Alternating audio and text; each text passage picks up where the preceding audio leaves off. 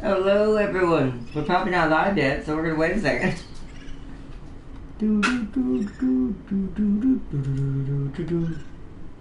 There we go. Depths. Alright. Hello, and welcome back to Subnautica Below Zero. So today's schedule is going to be slightly different. This has been a very chaotic week. I had a family emergency yesterday, and it seems like this week's just been chaotic for just everybody. James also has been having some stuff he's been having to help his family with, so our schedules just kind of just tore themselves apart this week. So what I'm going to do today is we're going to take it easy in today's stream. Yo, what's up, Farseer? And we're just gonna play some Subnautica. We're gonna build some stuff, see what we need to still build. Maybe go check where that lady in the prawn suit went. Just depending on what we get to. And we're just gonna chill out today. Also announcement, because of how frayed my brain is this week. I'm not going to be streaming tomorrow like I normally would be, and just in case y'all don't see it on his Discord as well, help him and give him a shout out. Neither is James. He's not streaming our multiplayer week tomorrow either. We're just gonna take an extra day off this week, so Thursday and Friday. So that's why I'm doing a Subnautica today, because I want to do at least something to let y'all know what was going on, and just to get something done. I don't know, I hate not getting... I don't know, sometimes I hate getting behind on my own stuff. So, so we're gonna do some grinding work. Also, is everything okay? Yeah, it's okay. It's just a little stressful right now. My mom's health is having problems right now. She's having some heart issues going on and stuff. So it was kind of... she had to go to the hospital yesterday, so... It's been kind of crazy around here. That's why I'm kind of out of it, so forgive me if I'm not totally here. The stress in the back of my head is still like... so we're going to load it up.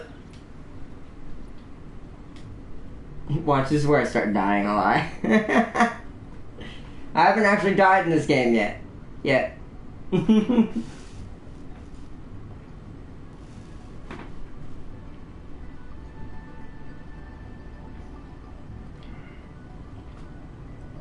But she's back home and made it back home last night.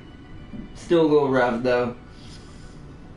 So things are a little bit more calmer, but it's just in general been crazy.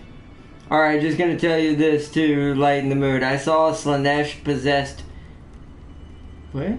A Slanesh possessed 2B get hammered to death by Dorn's boys.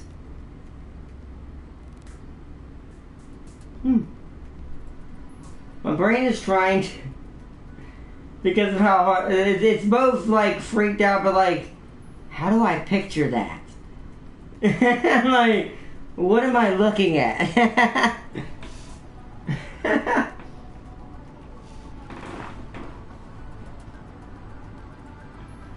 Whoop. The little loading screen penguin.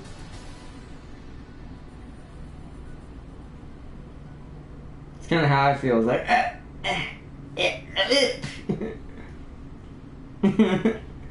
why was everything glowing all weirdly blue?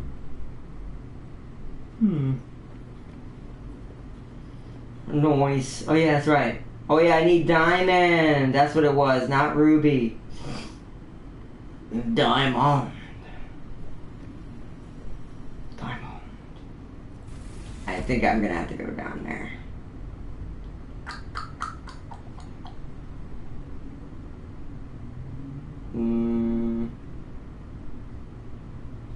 Hold on. The one thing I do want to know is where's the little volcano stacks? Over here, right? I don't think we'll find diamond this high up. We're probably gonna have to go down to the depths a little bit. Which is why I named today's episode that, is I need to find these diamonds. That's gold. I'm actually gonna let that go. I don't need that.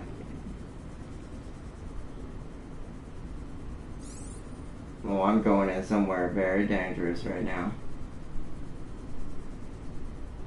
Okay, good. I was like, there's no way up.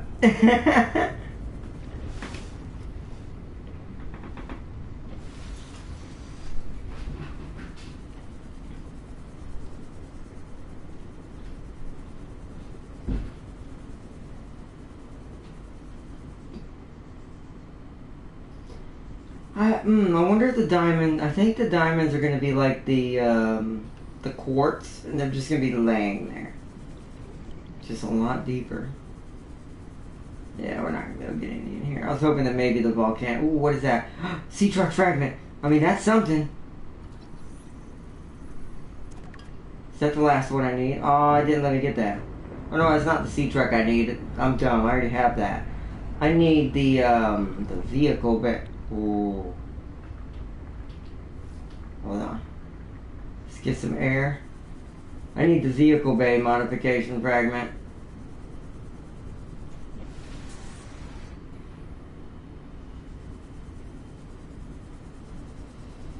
This might be where I die for the first time. I need to see what's down here. Whoa! Those didn't render in at first. Any diamonds down here? Aha! Diamonds. Give me your diamonds. I found a little patch of them. Ha ha! I knew they'd be near the volcano somewhere. Ah, now let's get out of here.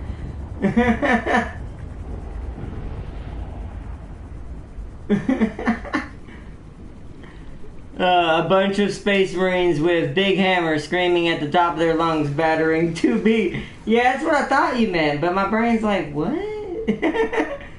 What did you just say? Alright, back to base. I'm gonna go store these. So now we need to make a computer chip and what is that? Lead?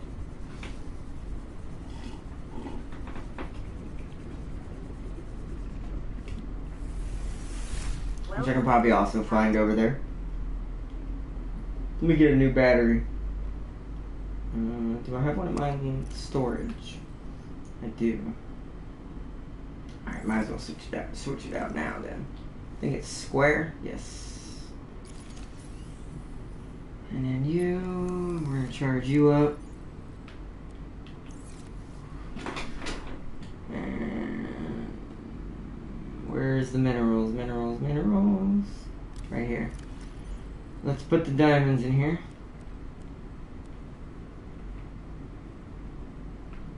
Lead. I have lead. Do we have everything? We have everything except the computer chip. What's it take to make the computer chip? It's been a minute. Okay, we need to mark that. I think I have enough to do that, but let me look. So, flora. Yeah. Let's take four of these out. 2 copper wire, and is that gold or copper? Wrong thing. Okay, we do have copper wire. So take the copper wire out. I think that's gold. It's gold. We have some of that. Go back. 2 of you. Alright. Let's make a computer chip.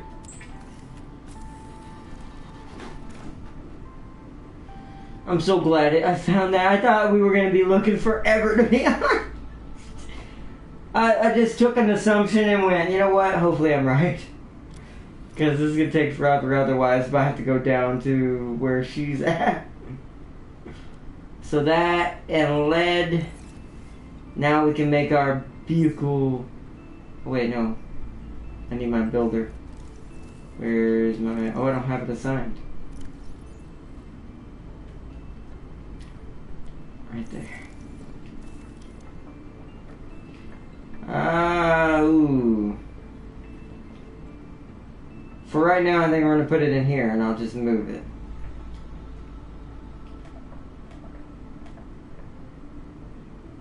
There it is, modification station. Just for now. And then once we add more to the base, we will change its position. But I need this up and running now. So, okay. So now we can make our thermo blade finally.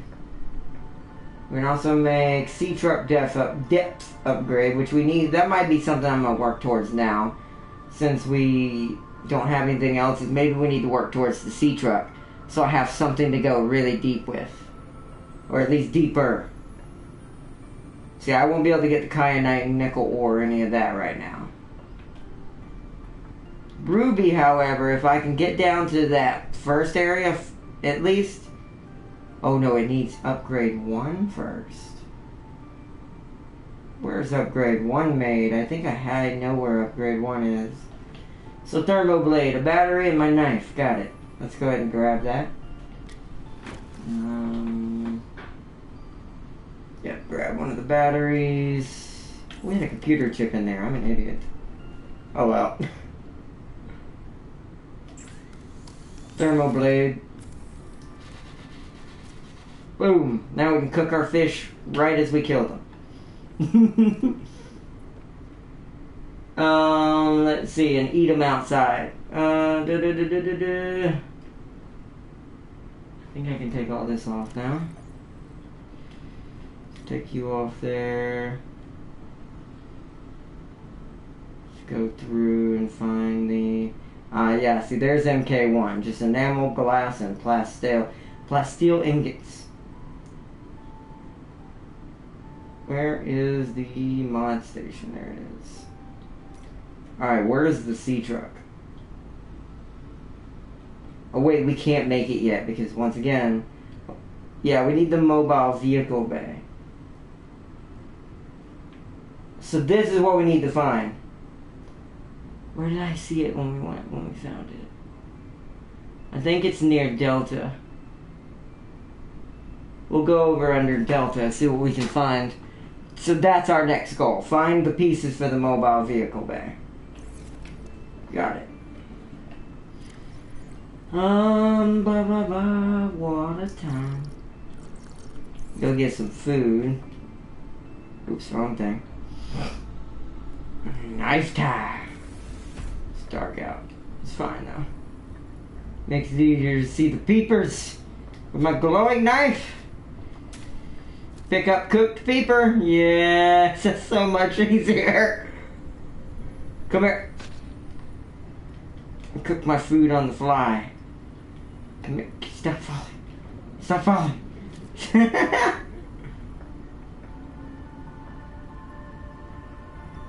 Okay, that should be enough food. Good, okay. Let's go towards Delta. Let me get my bearings here. There we go. Towards Delta. Because I think it's over here somewhere. Let's see. 2B blew herself up upon death taking the Marines with her, but she did come back just to be surrounded by orc knobs, looted vehicles, and stumpas. So picture a Daka they unleashed. I still can't believe like a Slanesh involved version of that droid would be so hilarious. I'm still trying to figure out what that looks like in my head. Slanesh possessing 2B. Just strange. My brain's just like, what?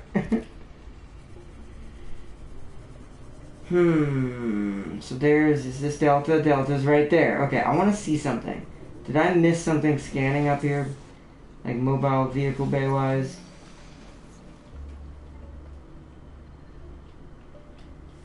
Get my scanner out.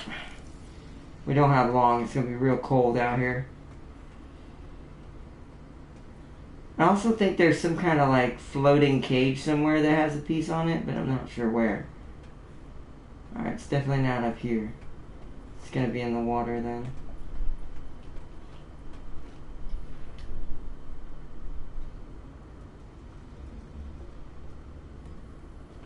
I'm gonna have to use this so I can find it with the light. Let's go down.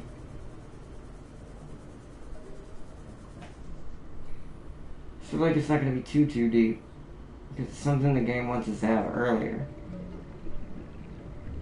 Did I ever scan these? Guess I did.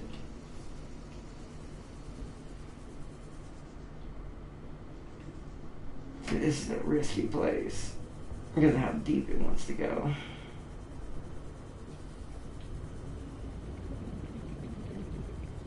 Take a quick gander down here. There's definitely more volcano down here. Yep.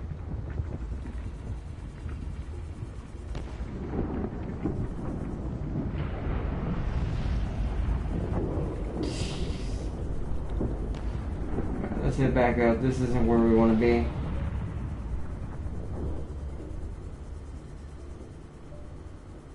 It's not going to find what we're looking for. Ooh, bladderfish. I do want that.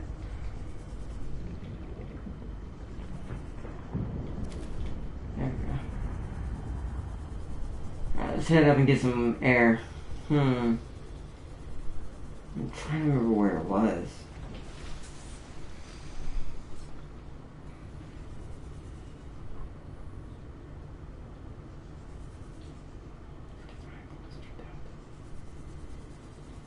Let's head more. Oh, you know what? Wait. What the hell?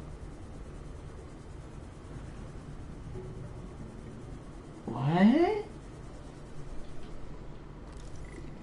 What are you? Fumarole. These blister-like fumaroles are vents for steam and volcanic gases. They cycle through stages of acclimation and releases in hidden chambers deep beneath the ocean floor. The gas mixture emitted by the fumarole typical contains carbon dioxide, sulfur dioxide, and hydrogen sulfide, sourced directly from the bodies of magma. The violent explosions seen here get their distinctive purple hue from additional presence of gases iodine in the mixture. That's cool. Not what I'm here for, but that's dope. What is that? That's just lithium. Alright, let's get. This is actually a pretty cool area. Hold up. I might need to. Kind of wish I had brought a beacon for this place. There's a lot of lithium out here. And quartz. Like, very common. I've never seen that. Okay. Let's go this way. What's that? Is that a rock? Yeah. What's that? Oh, it's one of those exploder fish. I forget how you're supposed to deal with them. You can get like stuff from inside their little flowers, but it hurts you in the process.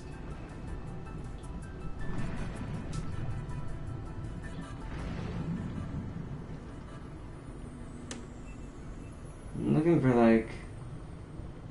There's so much lithium and stuff over here. Stone of an astronautical salt transport vessel nearby.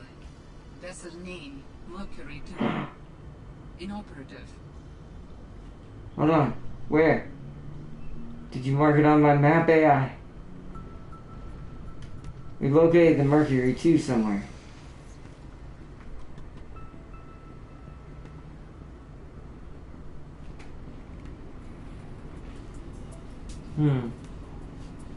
That might be where the planet's last known. Oh no, there it is. Whoa. Whoa. Can we get in? I don't know if I have enough air for that. That's gonna be super dangerous of a risk to take. Holy crap. Can I scan this thing? Probably not. It's too big.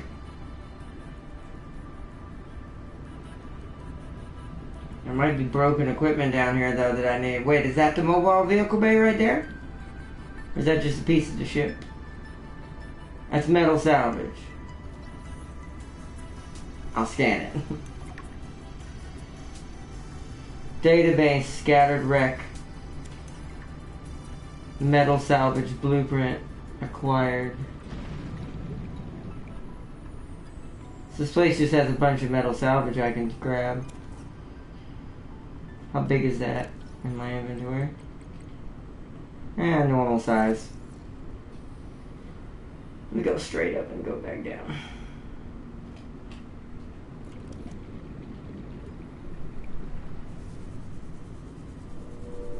Let's see, my brain. Make sure everything, hold on. I need to refresh this.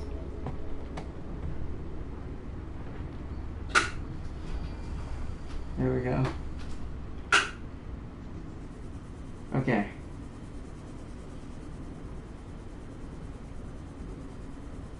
Is there a hole in the breach somewhere? Come on, show me a way and show me your secrets. Oh.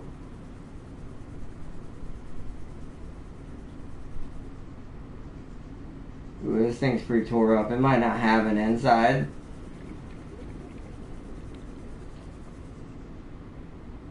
Oh, wait. Aha! I really hope my cutter tool's on me. I think I brought it. Pretty sure.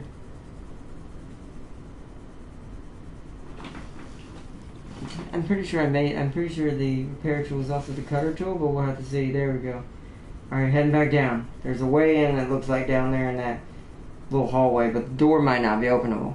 Well, not everybody when a lightning bolt temporarily shuts off your power. Yeah, that actually sucks when that happens. I've had that. The worst is when you're in the middle of a stream and it does that.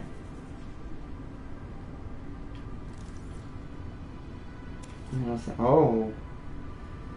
Oh. Well, this isn't all gonna be risky. Come on, crap. We're gonna have to do a room at a time. Whoa.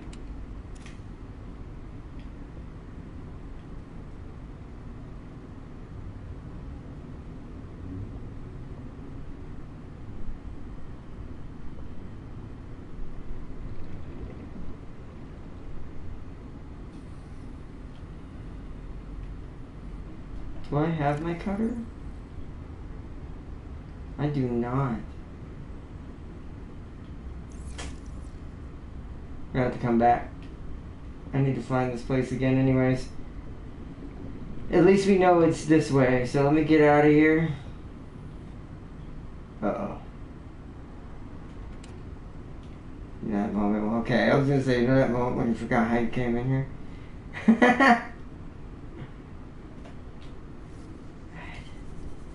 To the surface. Well, not every day when a lightning bolt temporarily... Oh, yeah. No, I've had that happen. It auto-corrected it again. Oh, my goodness. Okay, so we know where the Mercury 2 is. So let me look at something. Compass-wise.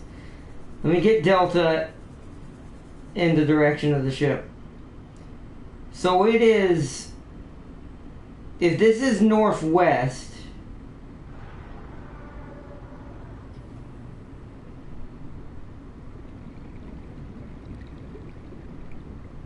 I see that. That's the biggest roar I've heard yet so far. We're getting to dangerous waters. So, you back to my original thing? Northwest, maybe a little bit closer. It's still northwest, but it's like right there on the cusp of being totally northwest.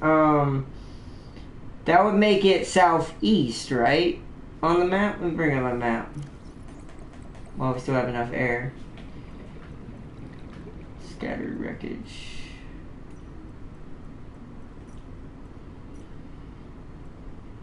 Logs and communication maps. Altera facility map.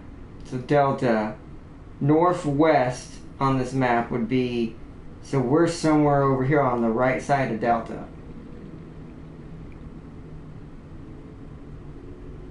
Go straight up and back down again, get some air. So it would be southeast if you're coming from delta.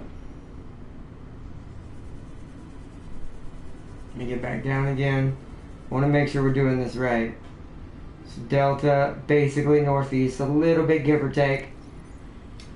Yeah, so northwest back to delta from here would be to our top left. So we're closer to Omega somewhere.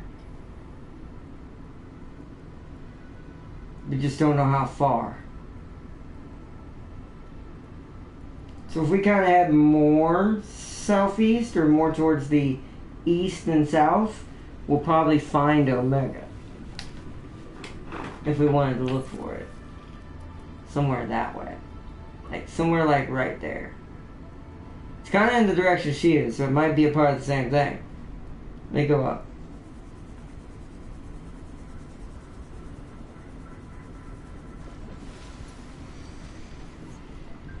Alright. Let's go continue exploring and head down. I'm going to continue to actually head southeast, kind of. Away from Delta, away from all that. Just to kind of see what I can find over here and what is that? Is that quartz or diamond? Quartz. That's what I figured. See what I can find, because I would love to find, if I had enough ability, I would love to find the mobile vehicle bay, so we can have our sea truck. Are they scannable? Mm-hmm. We have to consider our battery. What is that?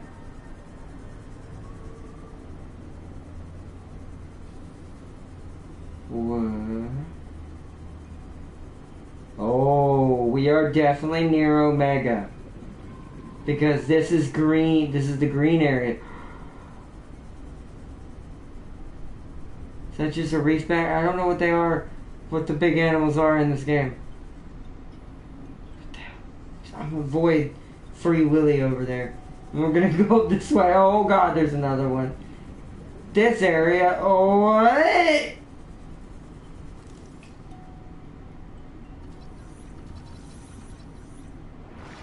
Oh god, it's. Oh, no. Oh, ah, whoa. Oh, this area is scary. It's making me trip. Oh, get to the surface. You hear? She's like,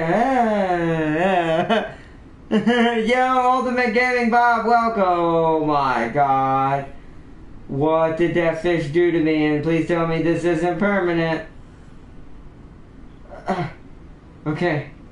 Okay. So there's a fish in this game that will literally mess your brain up. Now you seem peaceful. You're like giant walruses. I'm gonna scan you. You seem to be too slow to hurt me, so I'm gonna try to scan you. Glow whale. Ah.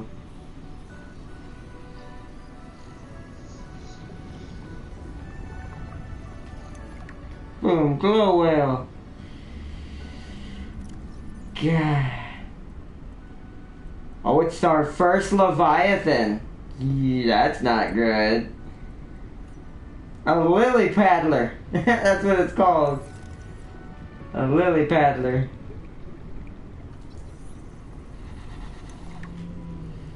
Rising lily pad. It's like really tall lily pads.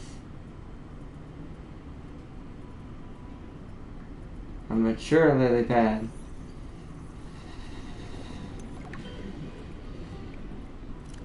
A mature lily pad.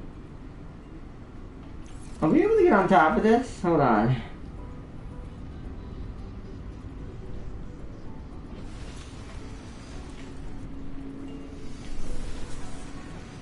I'm trying, but I can't, I don't think.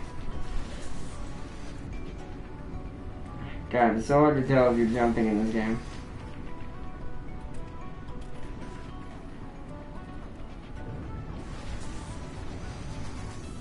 No, it doesn't look like we can get up there.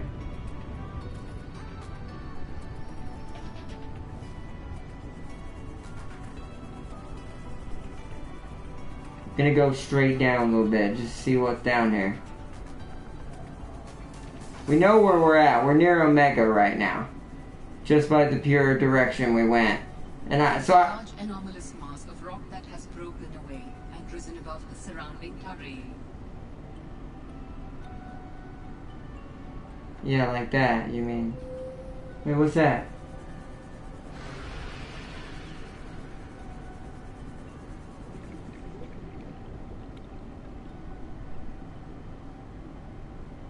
I'm seeing shadows in the water. What is that?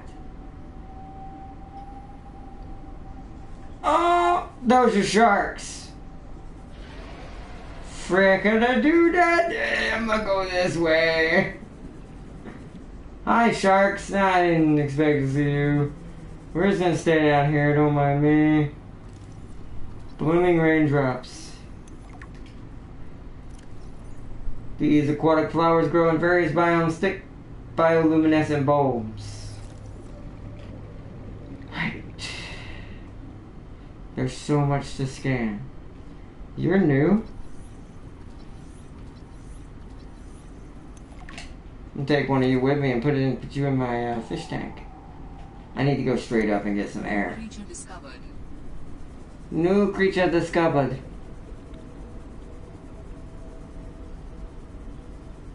I need to get some air. Warning.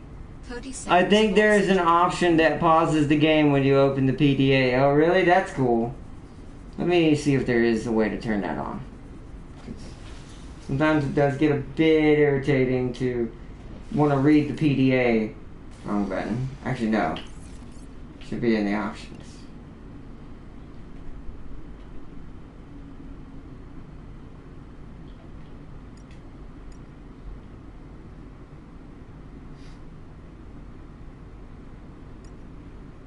Aha. Thank you for letting me know that, Ultimate Gaming Bob. Thank you, thank you. Now when we open our PDA, we don't have to worry about it trying to... Which it does take a little bit of its scariness away. I will say that. For right now, for this episode, we're going to turn it off. I will turn it back on for the next episode, though. For the moment, when I want to read stuff I'm scanning, that actually probably matters, yeah, I would not like to be interrupted for that. Actually, here's something I need to look at. What does it take to make a beacon? That's easy. Alright, then I have a new plan. What we need to do is we need to head back for now. We're running out of battery anyways. We need to head back to base. We need to head back to all that. And I think base is here. Towards the creepvine from here. But in between these two. I need to make some beacons. Because I need tomorrow... Is that a whale? Okay, that's the glow whale. We're fine. That's not the shark. Shark has tendrils coming out of its chin. Have I scanned you? Featherfish. You guys are cooler. I'm gonna take you. Don't think I have one of those in. That's another soul card.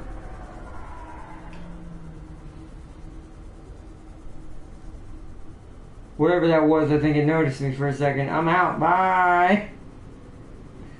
Don't run out on me now, battery.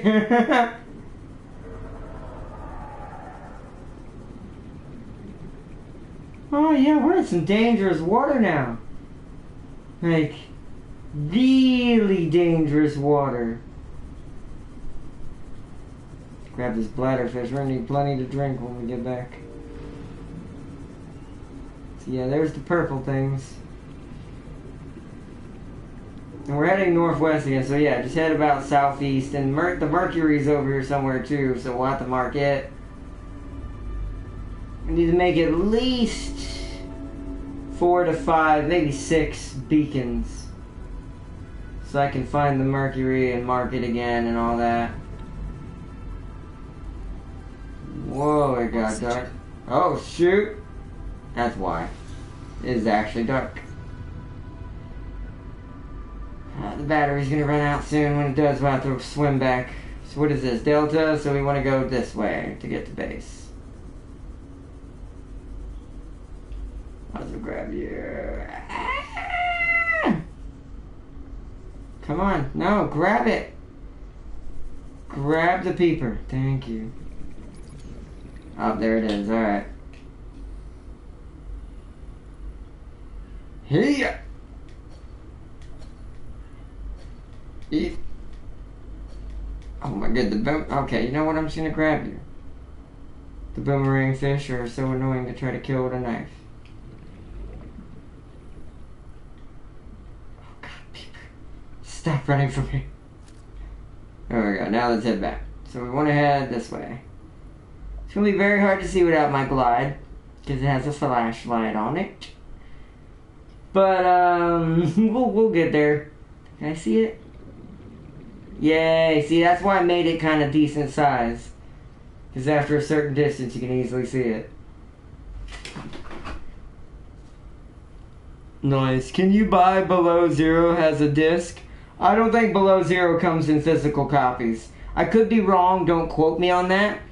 I could be wrong on that, so don't quote me. But I think it only comes in digital format. All right, let's grab this battery.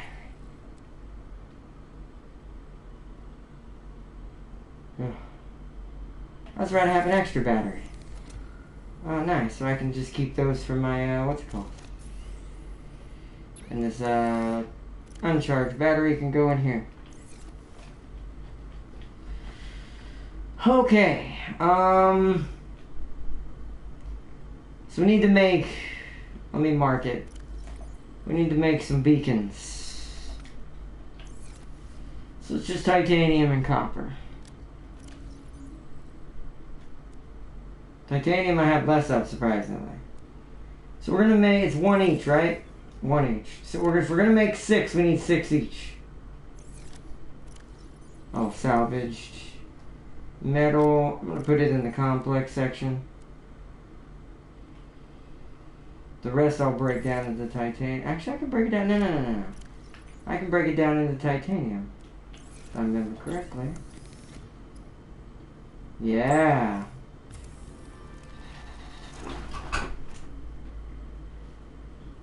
Ooh, titanium ingot. We don't need that yet, though. Break down all the salvage into the titanium, since that's really all it really serves. And we know where to get some. Okay. Let's do the water.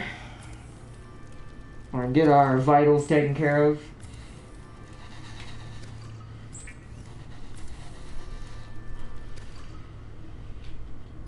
Cook food. Let's cook all these. I'm not going to cook that one at the bottom. I'm going to go put him in the fish tank. Oh! I cooked one of the ones I didn't want to cook. Oh well, we're going to add him to the fish tank. We'll have to find another one to eat. Seek fluid intake. Oh, freaked me out, gang. The music started getting all weird.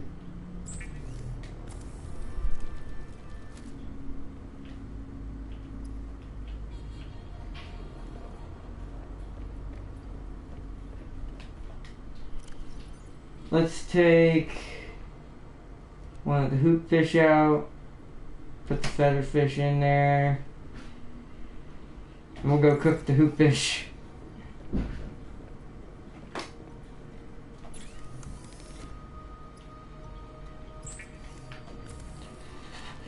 R-Dot, if X4 has a 40k mod and orcs are a thing, how massive would the WAB be? Also, I forgot to tell you this Ultimate Admiral's Dreadnought added some more holes and parts in recent update. Really? Nice. A lot of that stuff I need to check out when I do get the time. It's just like I said, things have just been so crazy. Oh.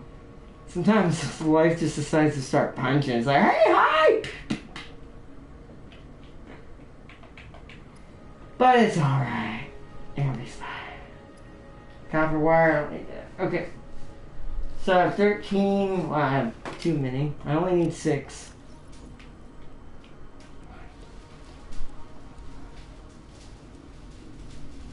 Alright, we'll do the rest later. I need... I guess I could make some more stuff. I need that. That's 4. 5. We're gonna need more. Yeah, we're gonna need more.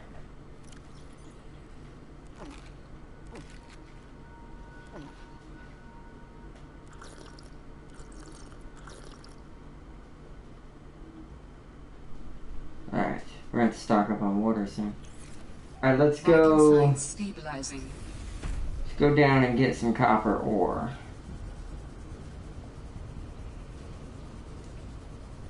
We'll say this area isn't the best for ore.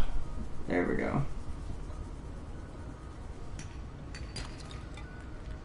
Copper, that was how many? 4, 5, wait. I have enough, okay. Only needed 1, I think. I need... This 1, 2, 3, 1, 2, 3, yeah. Let's get back inside. Several other nations get holes.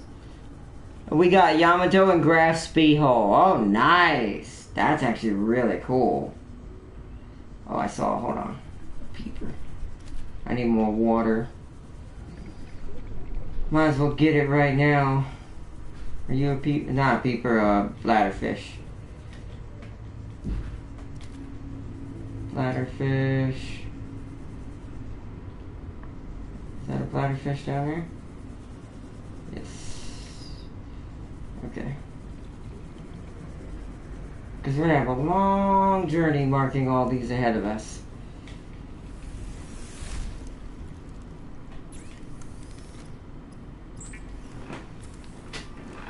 And with the heat knife, technically I could find food if I really wanted to. It's water is going to be now the biggest issue. So I'm going to bring 3 extra bottles with us. Okay. So now we need to make... Is it this?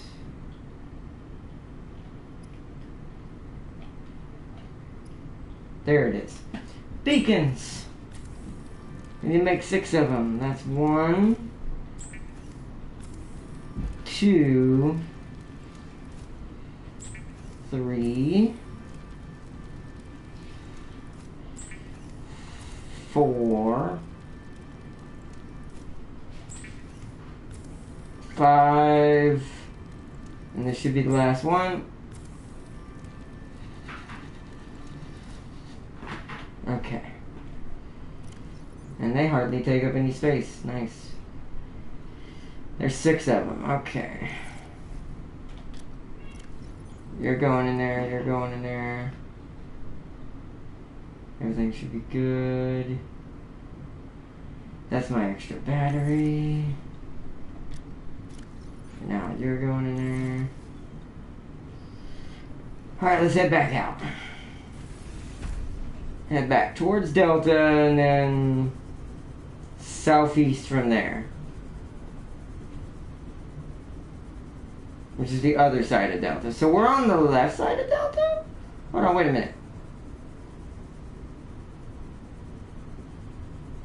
I actually never realized that.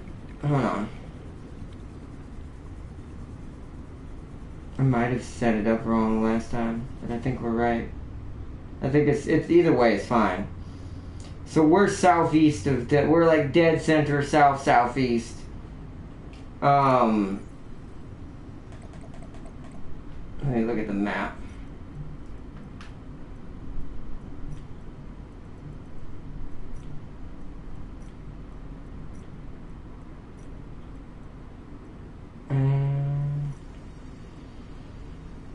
Okay, yeah, maps, Altera facility. So we're southeast.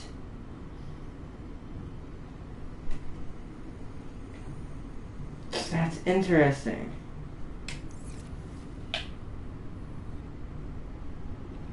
Because that's northwest.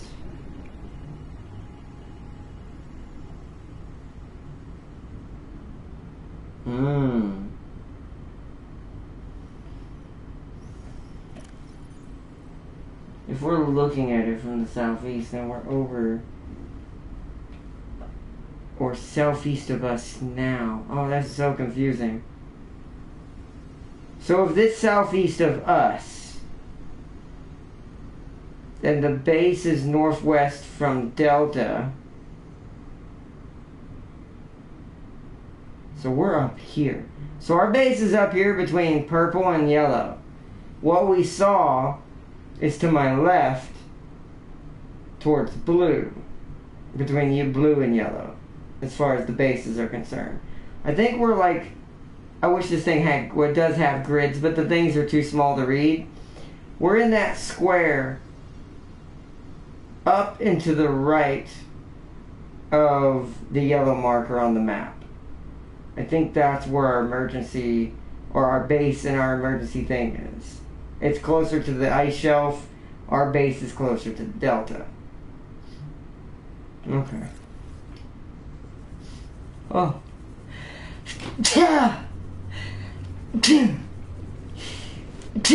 Woo! God. Sinuses. Oh, excuse me. Oh, Peeper just jumped out of the water. Okay. So once we get over to Delta, we head that way.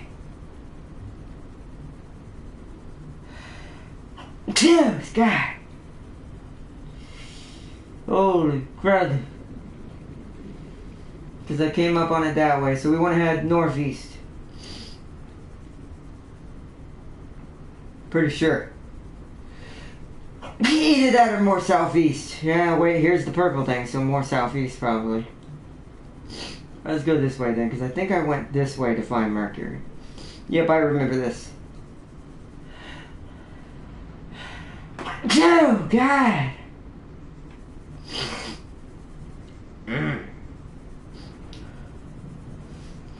Let's put our first marker out here. When your sinuses punch you, they punch you. God, I hate my sinuses sometimes.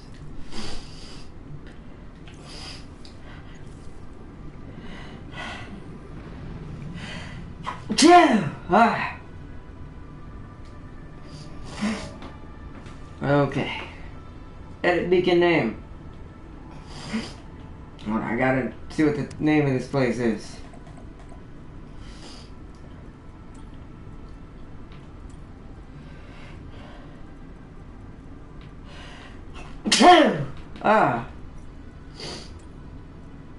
Fauna. No, flora. Excuse me, guys. Sorry.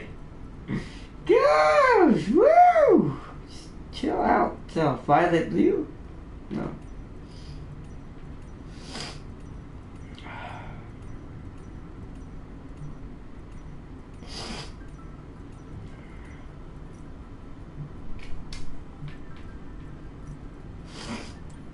Coral? No, fauna. No, it can't be. It's gotta be geological data. Yeah, there it is. Fumarole. Fumarole. Fumarole. We're gonna have to remember that. That way I know it is. Fuma. So it must be an actual name I can't say. Because the keyboard knew what that was. Fumarole? A fumarole patch.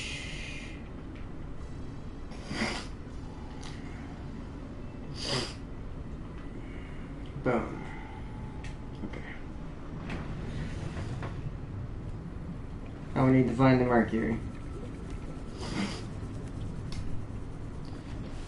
Be right back. Gonna build some Russian carriers and destroy grass speed. Wow. Wow, Parsia, why? How dare you? I'm just kidding. Is that the Mercury? I see something big.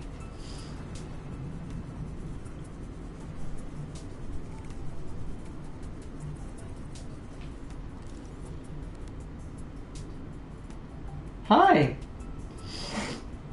Juvenile Vent Garden.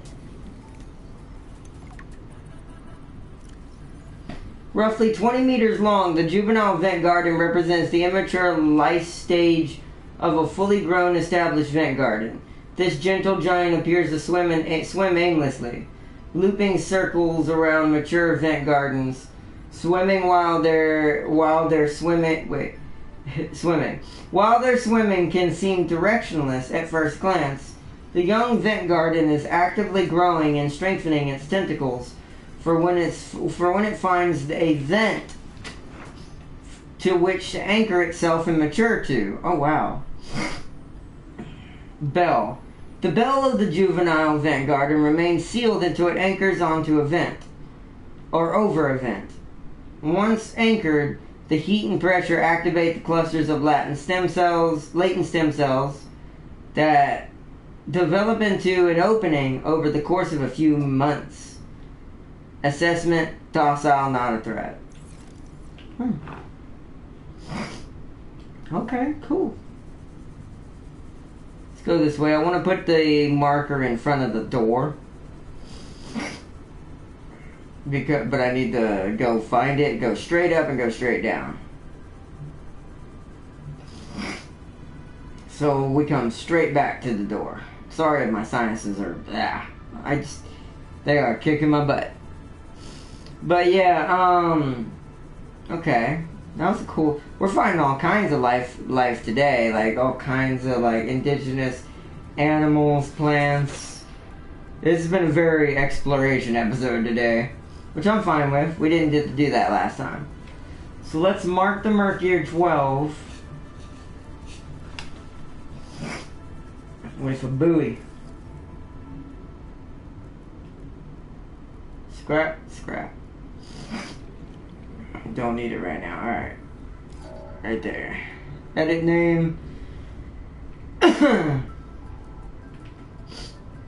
Mercury. Not Mercury 12. Mercury 2. I'm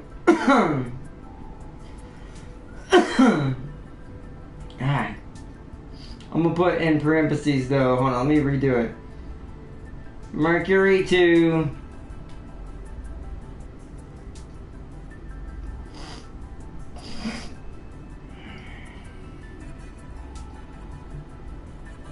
Tail section.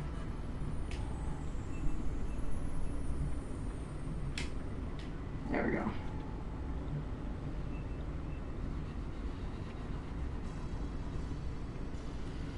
Alright, we need to continue our exploring now. Now let's head back more this way. Towards the Omega section. We're still looking for that mobile vehicle bay, so that's our main goal today. But now I've got both of those marked so we can come back to them.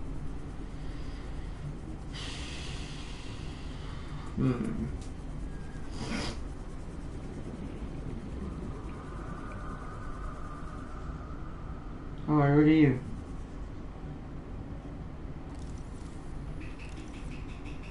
Oh, Sea Truck Aquarium module, that's different. Data bank entry unlocked.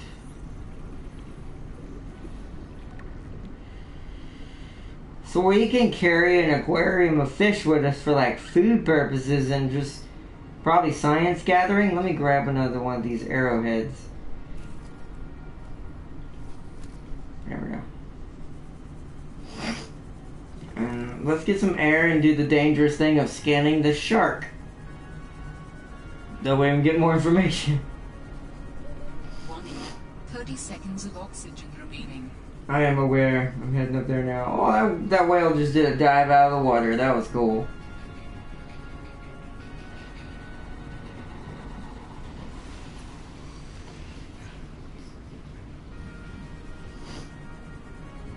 Head straight down and find the shark again.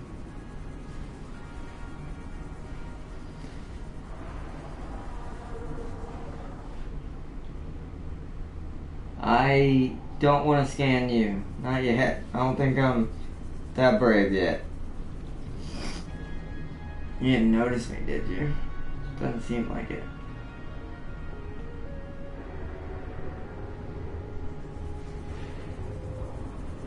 Oh. Let's head this way.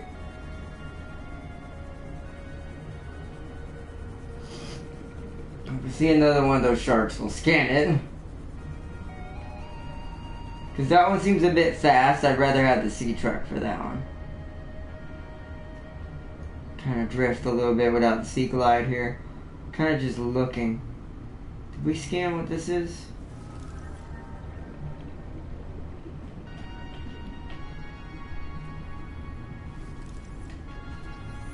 Purple cattail. I bet you that's exploitable.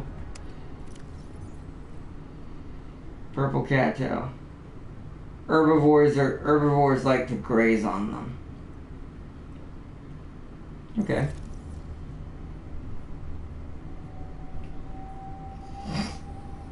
Oh, another sea truck module. What is this? Is that the aquarium? Yep. So the aquarium is finished. New blueprint synthesized. So now we can put an aquarium. Trolling for sharks. Did you find the high capacity tank yet? Yeah, I have that. I already have the high capacity tank. I'm over near the corals. I don't know what to call this place yet, beacon wise. I'm probably gonna call it the lily pad coral or something like that. We need to get the center mass here though. So how far away from Delta are we now? 600 meters? Let's put it on this big landmass right here, kind of dead center. Whoa. Wait, what? What are you? Come back. Spinner fish. Grab it. New creature. It's like a puffer fish, but it spins. Hold on, we need oxygen. It's like a puffer fish, but it spins like a spin wheel. Like one of those things you have as a kid.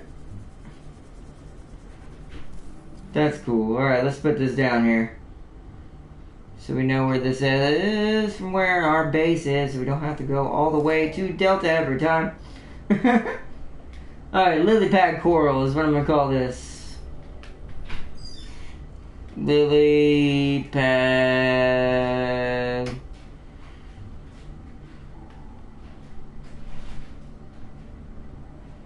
coral. Lily pad coral.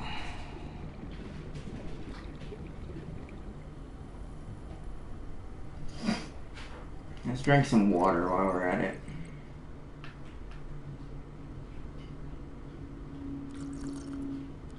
Eat one of those. Drink one more.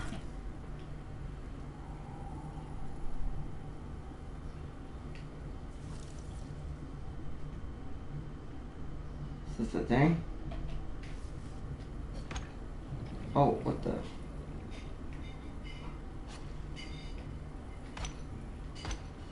Is that destroying it? It might be. I'm not gonna mess with that. It's only my only fear with this heated knife is that it's gonna turn out that not everything needs to be heated, and it'll destroy certain materials if you're trying to harvest it with it. It's my only worry about this thing. Toggle light. Oh wow, the light is on. Hold on. That's really deep compared to where we've been. Even with the high capacity tank.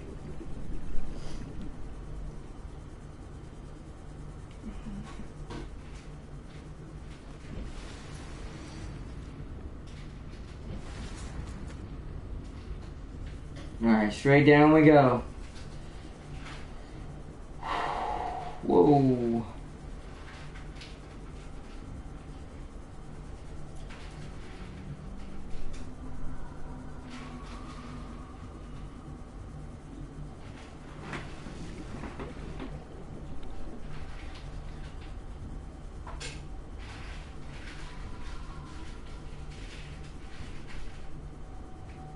Just have a distinct feeling. Omega's somewhere down here.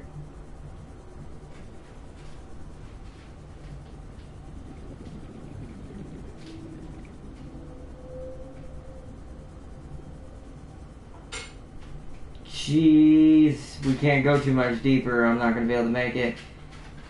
It's starting to get red. Oxygen efficiency hasn't crashed yet. Look how far down we are. Okay. This is about as far as I want to go at the moment. Alright, so that's straight down from there. Let's get out of here before I run out of oxygen. And battery. Yo, what's up, Brian? Wait, why are you in the chat when you're in the chat already?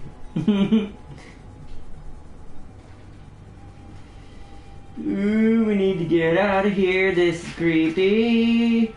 The sudden sense of drowning is kicking in. Oh, we need that sea truck so bad. So we can't go down there until we find this. Until we find the. I'm aware, AI. We can't go down there until we find the mobile vehicle bay. We need. Ah, I see. Well, I mean, yeah, but I mean, it's fine. But,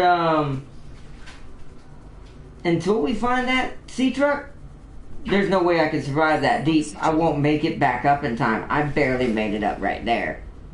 I just wanted to see how deep it went. So, the sea truck isn't over here.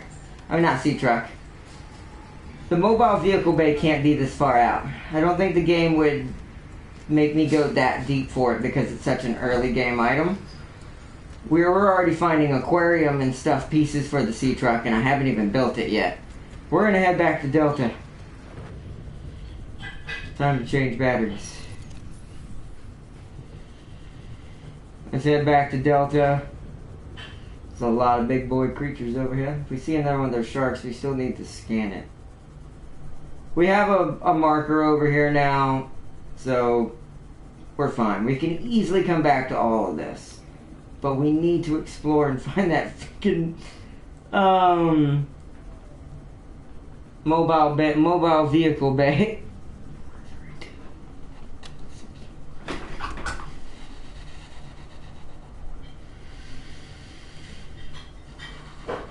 Oh yeah, you know what else I'm gonna do? I'm an idiot. I don't know why I didn't already do this. Let's put a beacon in front of our base.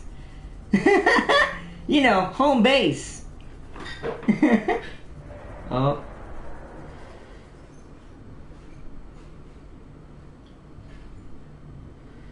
Might as well take the chance. Here we go!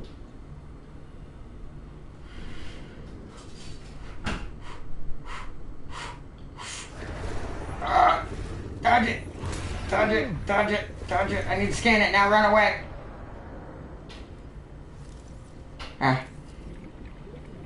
Speed. Time to get out. Alright, I scanned it. I'm out.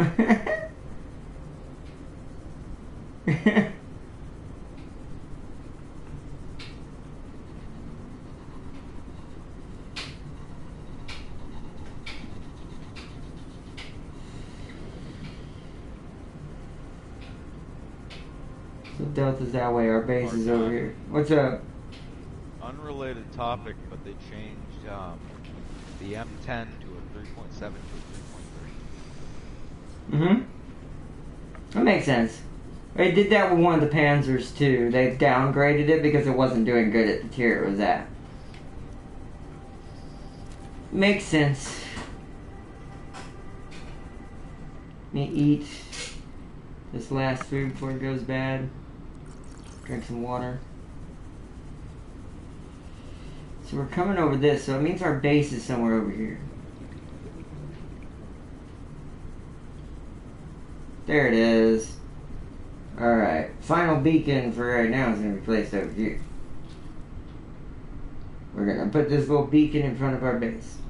But also, yeah, shout out to Prime, he's in the chat chilling. But, put this beacon right... put it right here, because there won't be any branch offs coming from this.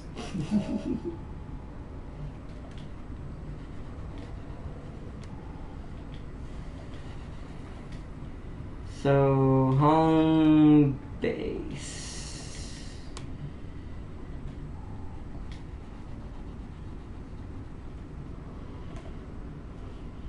Okay. Let's get inside for a second. I gotta bring chat back up because it's trying to go to sleep. Alright.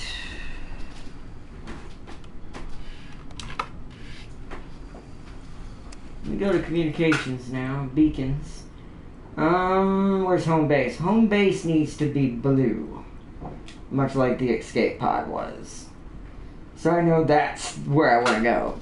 For back. The orange ones are going to be, until we're able to fully explore those areas, they're going to stay orange. It tells me they're unexplored. Fully. Like there still might be stuff hidden there.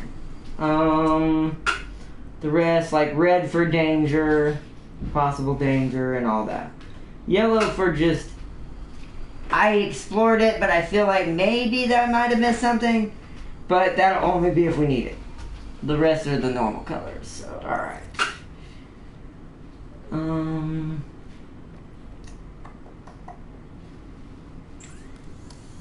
else to make now. Modification station's done for right now. I need to charge this other battery and change it to this one. Put that one in there, take that one out.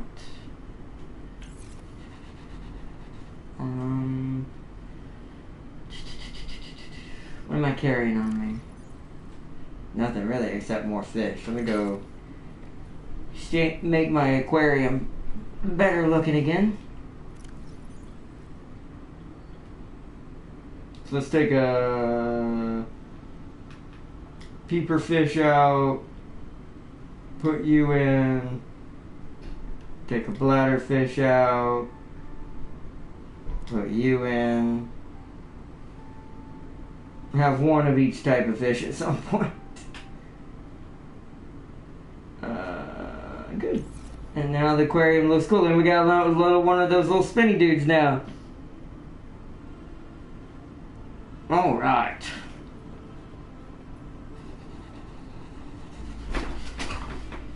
Alright, where, if I was a mobile vehicle bay, where would I be? We haven't really tried southwest of Delta. Guess we'll go that way. Let me make some food before we go. And some more water out of the bladder fish I have.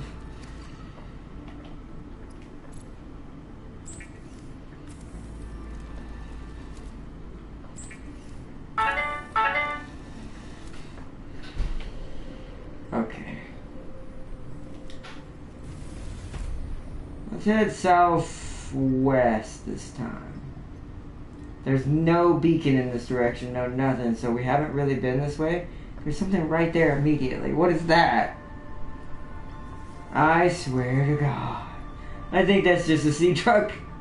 It's just a sea truck fragment. We already have this. Get some free titanium out of it. There's more thermal vents over here. So the thermal vent area is huge. Hey, what is that? What is that, a rock puncher? Whoa, whoa, whoa, whoa, whoa, whoa, whoa. You're a rock puncher, aren't you? Rock puncher! So now we're going in the right direction. Rock puncher, a large crustacean which feeds on tiny larvae extracted from the coral. And rock with its powerful punching arms. Attracted to glow larvae found in and around deep-sea rock formations. Hardened chitin claws can thrust forward and close the speed of sound to break rock and bone alike. Known to attack larger creatures which has threatened its territory. Perfectly adapted to cave environments, its 6 legs adhere to walls and can propel it short distances through the water. Heavily armored, vulnerable only to Leviathan-class predators. Avoid or redirect with food. So they can attack me. And then these guys are super, super aggressive. The Cryptosuchus. The Cryptosuchus is a large shark-like beast, easily identifiable by its carapace of thin, bony plates. Structure. These plates are defensive, bony structures that aid in heat absorption among thermal vents. It propels itself with wide webbed flippers that displace massive amounts of water. Behavior. The Cryptosuchus is a bit of a contradictory creature. Despite its fearsome appearance, it's more roar than bite. While territorial, the Cryptosuchus tends to retreat from confrontation after being attacked at least once. This is a likely form of agnostic posturing. Aggressive fauna tend to avoid fights if the probability of injury is too high. Assessment avoid, but can be handled in a pinch. Nice.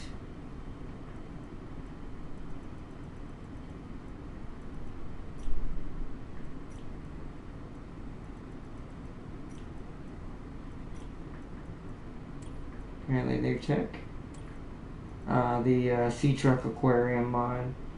We don't need to read that explanation. I mean that's clearly what that is. It's an aquarium. We have those in real life. Alright, there we go. PDA. Beacons. I got something new to make, which is the Sea Truck Aquarium module. Piece of titanium, some food, some water. Okay. Alright, rock puncher discovered. Let's continue forward. So I can continue to look through this. See, there's sea truck pieces everywhere over here. It's got to be this direction.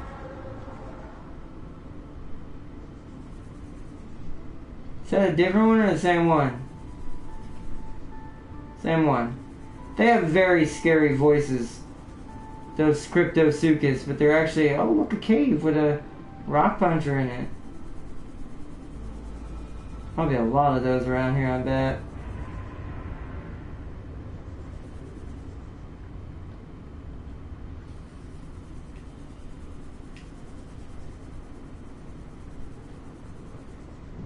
Well, there's a few of them. They're over here because of the vents. We're near the thermal vents. You know what? I'm actually gonna. Whoa! I'm gonna go put a beacon over here for this. I need to go up. I need water. I mean air. I need water. I'm surrounded by it. Whoa! Oh. Jesus, we need to hurry. Oh my goodness, they're everywhere. This is the scariest part of this place so far. Holy crud. I'm gonna go over here and try to sneak this beacon in between these vents. I gotta do this fast. Oh god. Ah! You want it? I'll knife you!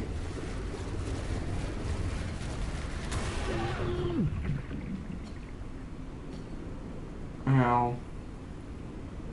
God dang it. I need to let my health go back up.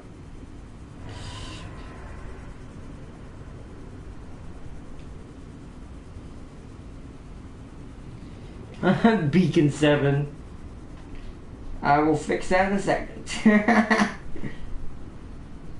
The fire spread, let's see, I'm back. Talion sunk graph speed by setting it on fire. The fire spread to the magazine. We all know what happens next. Yes, we do. Oh, hi base. That I didn't see because I was being bitten in the face.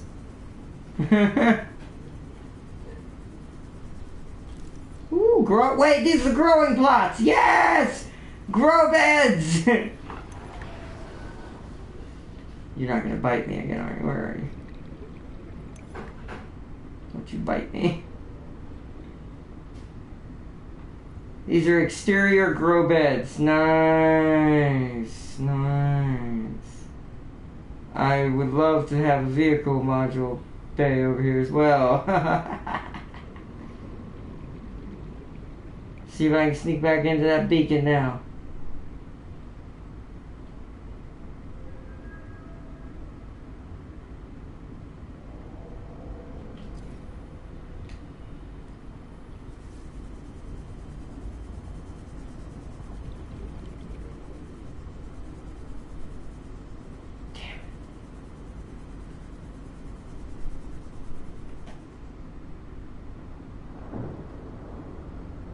can't get bit again or we'll die.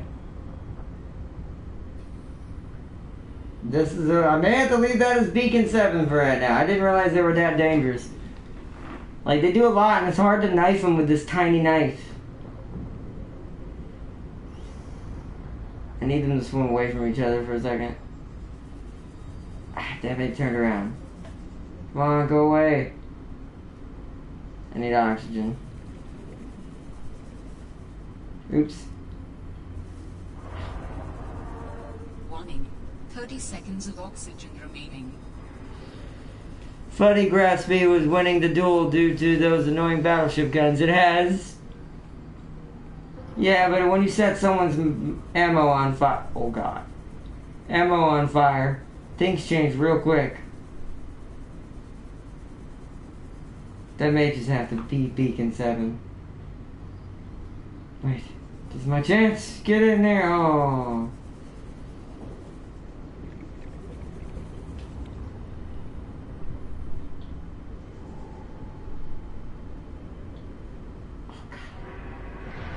Oh no.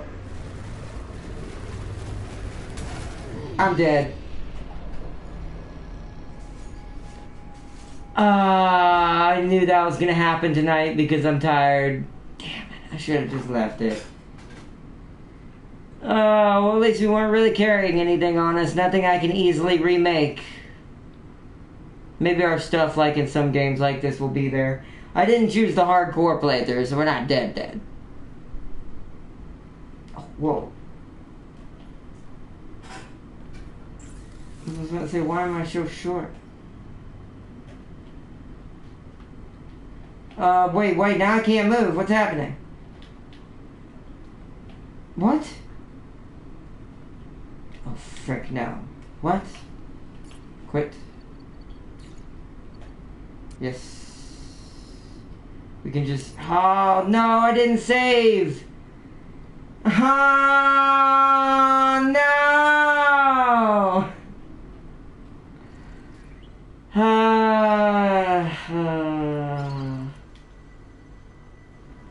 How far back did it send you? It's been an hour since I saved. Oh, rip. No, I'm going to have to make all those beacons and everything again. No. And go find those diamonds. No! This might be dead, guys. This might be the end of the stream for today. This might be done. Also, I just found a bug, developer. When you die and you don't save it, and you reload and you respawn in the non-hardcore playthrough, if you run and interact with the modification station, you'll get stuck in the floor and you can't move. Dang it. My own stupidity on top of everything else. Oof, I know that feeling. I should have saved. I wish this thing had an autosave feature. It's so dumb that it doesn't. For a game this big. It's not even a multiplayer game.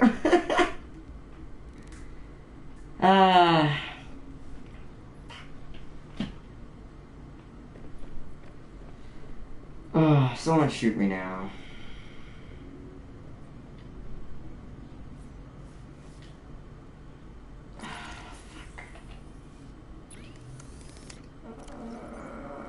I shouldn't have done this today. I should have just told y'all on Discord. And that's not y'all's fault. That's my own. I should not have got on here today. You only need the diamond because I actually do have a computer chip.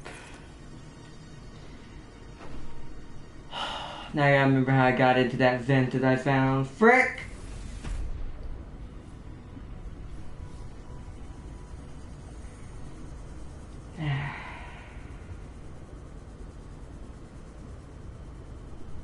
Why didn't you think about that, self? Sometimes I want to just punch myself in the head. Sea truck fragment. Okay, we're on the right track because I remember seeing this. Was it down here? Was it this way? I think it is. I think I found it. Well, thank goodness my instincts are freaking pretty good at finding stuff like this. Let me see if this might not be the same one. Where's the other one? Okay, there it is. Now, where's those diamonds? Where are them diamonds? Get out of that. Diamonds, diamonds, diamonds. They were in like an enclave. Ah, crap. Now I don't know where they're at in the room. Ow, that might have burned me if I got too close. Damn it, damn it, damn it, damn it. They were in something. See, we need to be able to see 2 vents, not 1.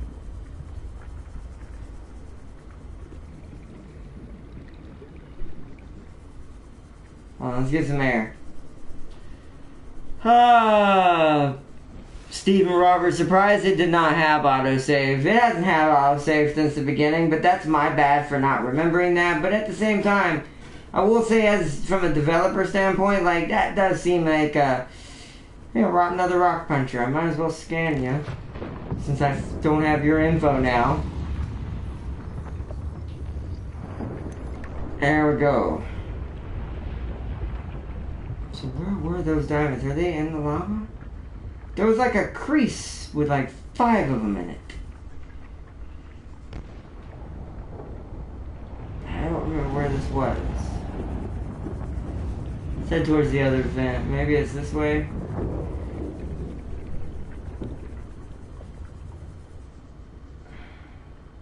Oh, what the hell? It's a creature egg. Oh, probably a rock puncher.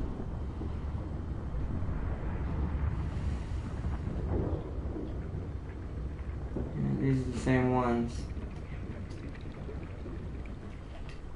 I need to find another hole down. This isn't the one I went down. There's another one with 2 other vents somewhere. I just gotta find it.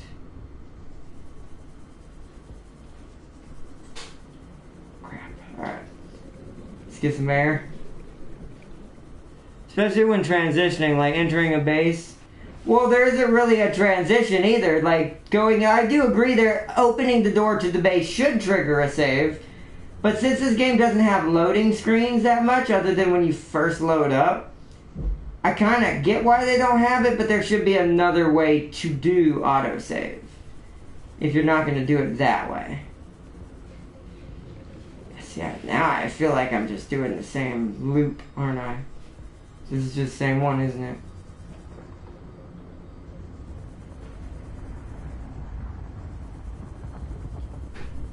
Yeah, it is. Let's go down here with this one. Maybe it's in here. Ow, knew that was gonna happen.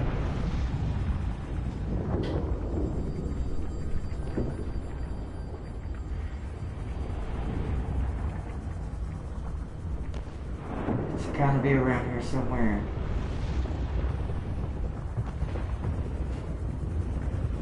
Ah, you're killing me, game.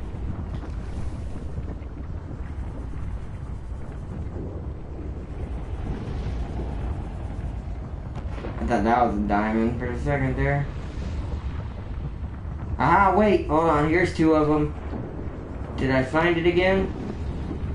There it is! I think this might be slightly a different one, but same difference, same room. Is there several holes with this in it?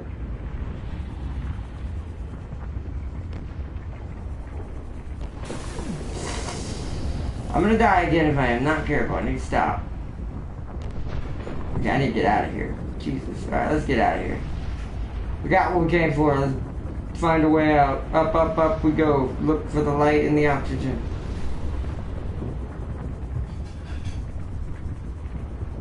Uh-oh. Hold on. Wait for it.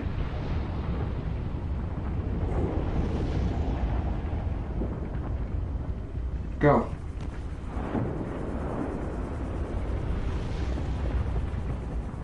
How do I get out of here? Go, go, go, go, go, go. Woo! Alright, we made it. At least we got our diamonds and stuff back for our modification station. That was annoying. Alright, self. This time, save it.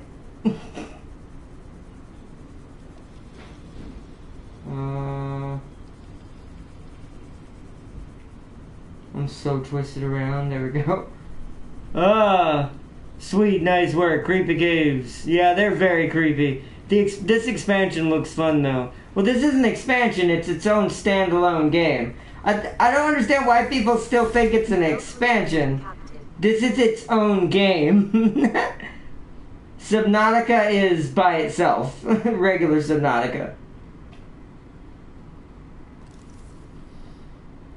Let's see. I need to put this creature egg in my locker.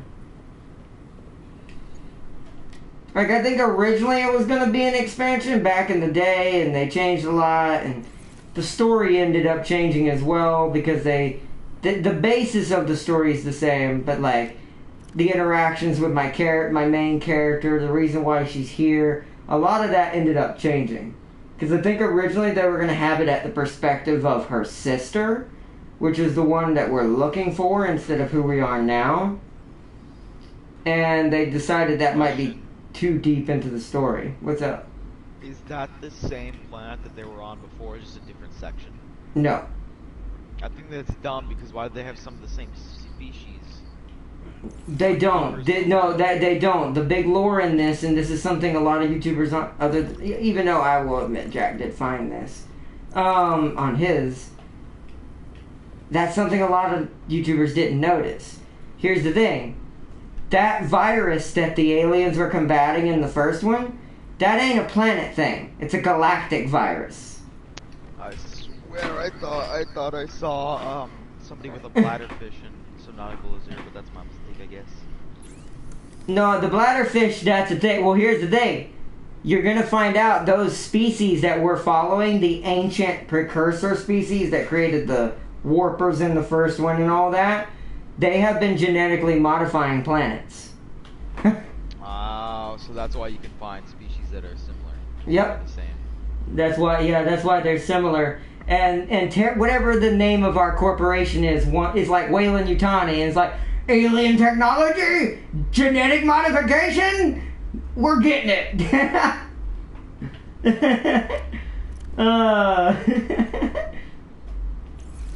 So yeah. This is basically Subnautica Alien.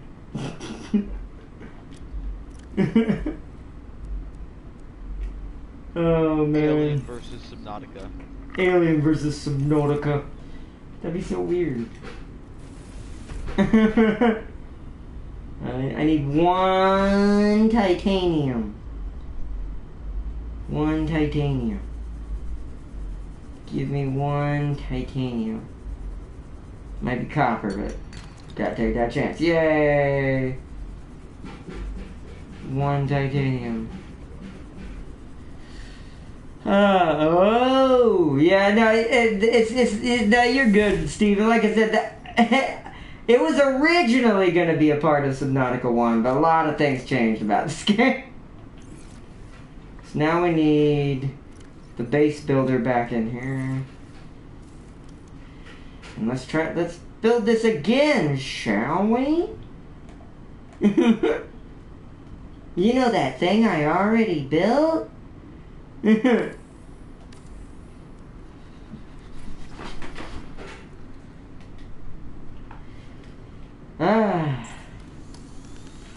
Let's go get the extra battery. Oops. Did you save? Hold on, I'm remaking my knife. I'm not leaving the base and all that right now. Because I have my modified heat knife and everything. I was rolling. Doing good until that happened. Then I realized, shit, I didn't save. No! Oh, man. That's one of them moments in video games. Okay, oh, man. Right. Now I need to make beacons again.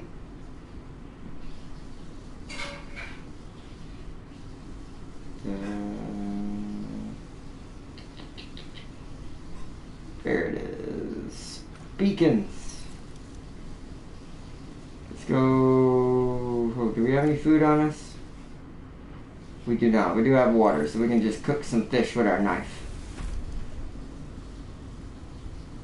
And grab these bladder fish, though, while I'm at it.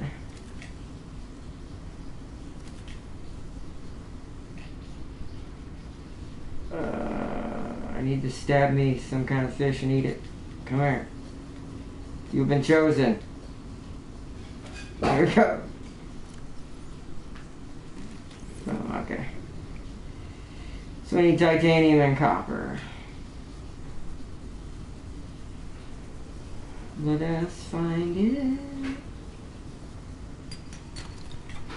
Copper. Titanium. We're gonna need 6 of each. I know we have copper in the base. We need more titanium than anything. Since we didn't go ahead and go get the mercury too, and all the scrap I found around it, we don't have extra on us. Damn. That's 2 copper, 3 titanium.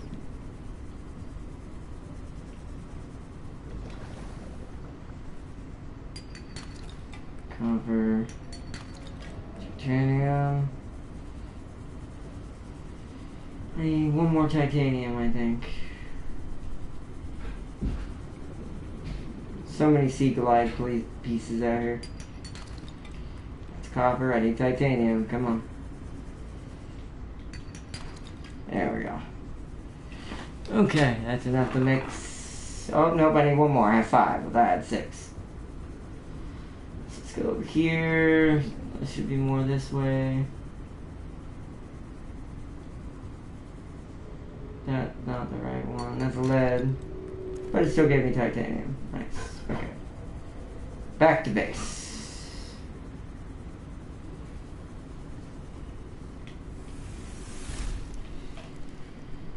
Okay. Now we make. Grab the copper. We have 4. 1, 2. Fabricator. Beacon! And we're going to save it after I make these 6 beacons. And we're going to go replace them again, sadly. I'll be sadly we're going to have to do the same thing over again.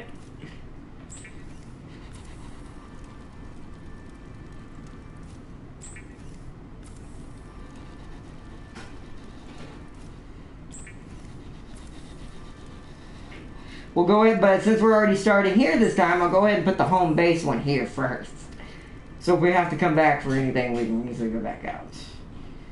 Okay, so water.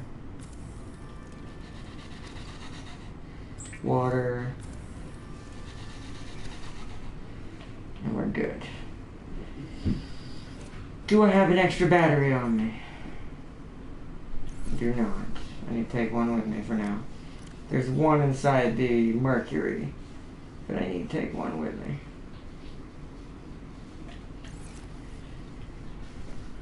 Actually, you know what? We might as well swap these out. Put the weak battery in there, take the other strong battery. Full on full. There we go. Okay. Now we save. Please wait. Saving game. Good. Okay. Let's go. With that disaster behind us. Oh. Remind me when we go southwest next time. Let's just put the beacon on the edge of all them sharks. And be smart about it, not a dumb. I don't know what I was thinking. Oh man. I know we need to go this way. If we're gonna find the mercury again. And we gotta put the other beacon out here. I forgot to put home base beacon out, didn't I? Ah, one of these days I'll be smart.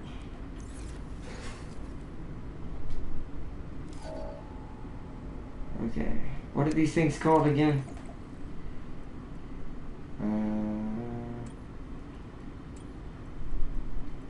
Wait, we haven't scanned them, have we? We just got here.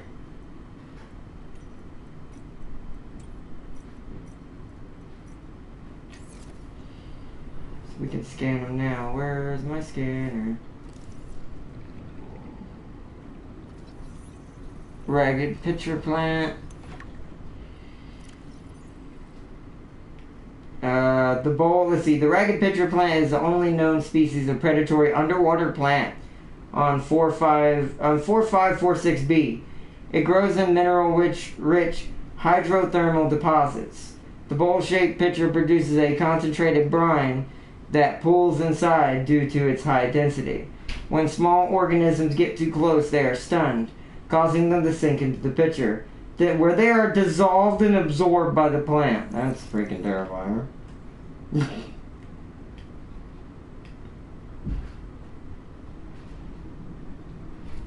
Fumarole. We've already read that, but we'll bring it up so it knows. Fumarole.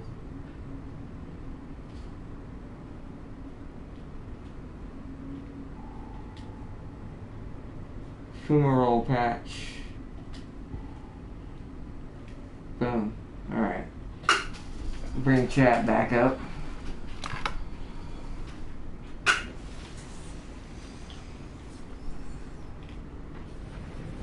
And we go this way looking for the Mercury's tail section. Oh, and now them stupid sharks just tried to eat me. Good thing I wasn't close enough. Detecting stern of an astronautical salt trans go vessel. Actually, a few of them over here still. Vessel name, Mercury 2. Inoperative. Alright, let's put Mercury 2s down here. Stay away from that guy.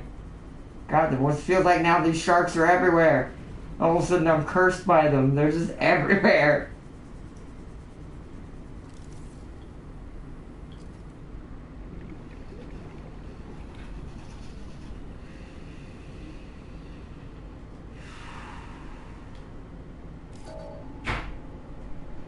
Edit name. Mercury 2.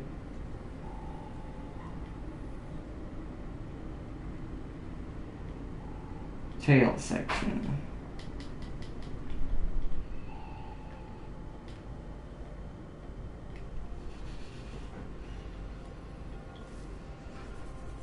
And if we just keep going southeast from here, we should hit the, let me bring chat back up after I get air. We should hit the lily pad section, which we need to put, what's it called, back as well. Then we're going to head back to base and put my beacon back out at base again. And then we might call it for tonight since I messed up so badly. Hi, reef shark. The reef sharks are easy to avoid. You hear him. He can't keep up with that. Ah, look, another one of these things I didn't get to scan. Come here.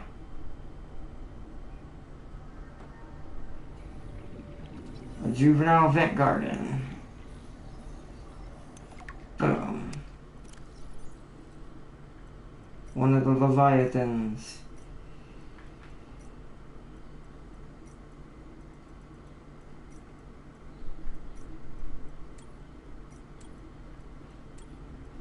Make sure that's always up.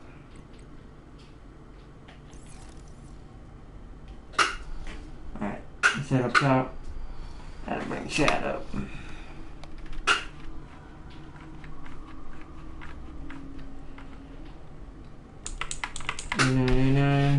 Oh no, I built the Yamato and Ultimate Admirals and I got beaten by Bismarck. Musashi still carried the fight. Nice! Nice!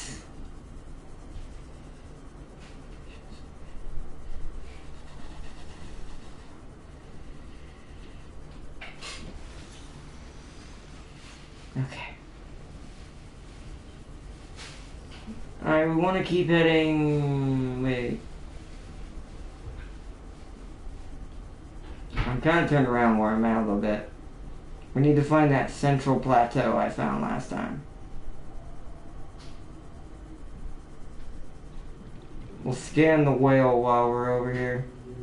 Get the, oh, don't try to eat me. I think he's just eating small fish.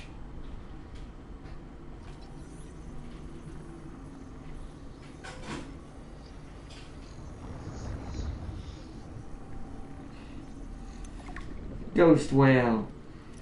Another Leviathan class. Nice.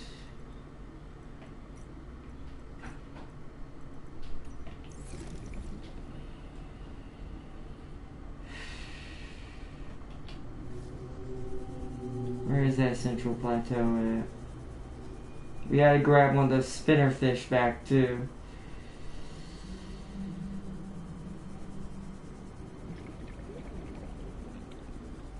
This is the one thing I hate when you die in a game. Where's Delta?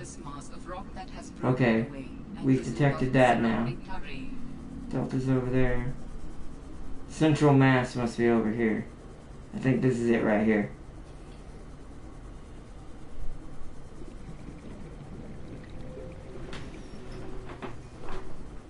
Because down beneath this is where that like true volcanic area is.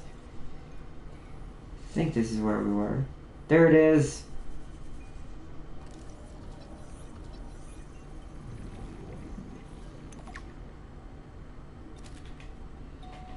Alright, let's head straight up and back down. New creature discovered. Alright, we got the spinner fish back unlocked again. The arrow fish is around here somewhere. Okay.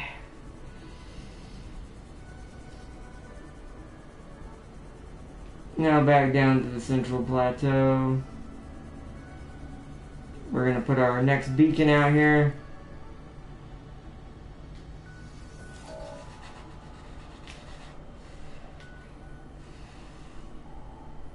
Lily pad coral.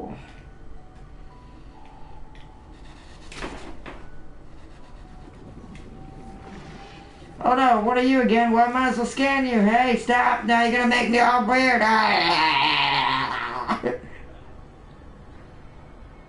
Freaking shazink fish.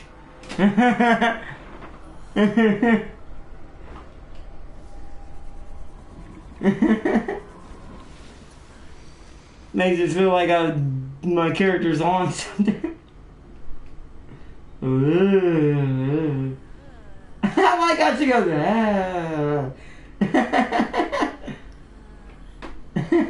There we go. That is hilarious. Okay. Back towards Delta and our base. Again. See if we can find any. Oh, wait. I'm going to take the risk of getting knocked out again. Oh, God, my ice popped. Freaked me out. I need to scan this freaky fish. Scan it before he freaks me out. Ah!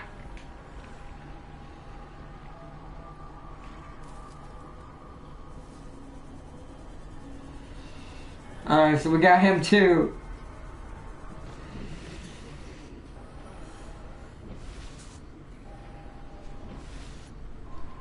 Come on, stay above water. There you go. Whoa, that was trippy. Yeah, that fish makes you have like a hallucinogenic reaction. Capture that fish and sell it to the black market, right? Oh no, it's Hypnotoad's cousin, Hypno Horse. It looks like a seahorse. Instead of Hypnotoad, it's a Hypno Seahorse. It's his cousin. We must capture it. It will make us much power. Oh man, let's head back to base. I can put my final beacon out again, and then I think we'll.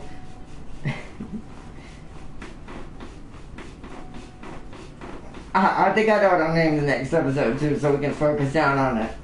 But I think after I put the what's it called back, I don't care about your crazy snappity snap self. I hear you back there. You're not gonna get me. I'm too fast. Not going forward. I'm too fast for you. Thank goodness for the Sea Glide when you're going forward.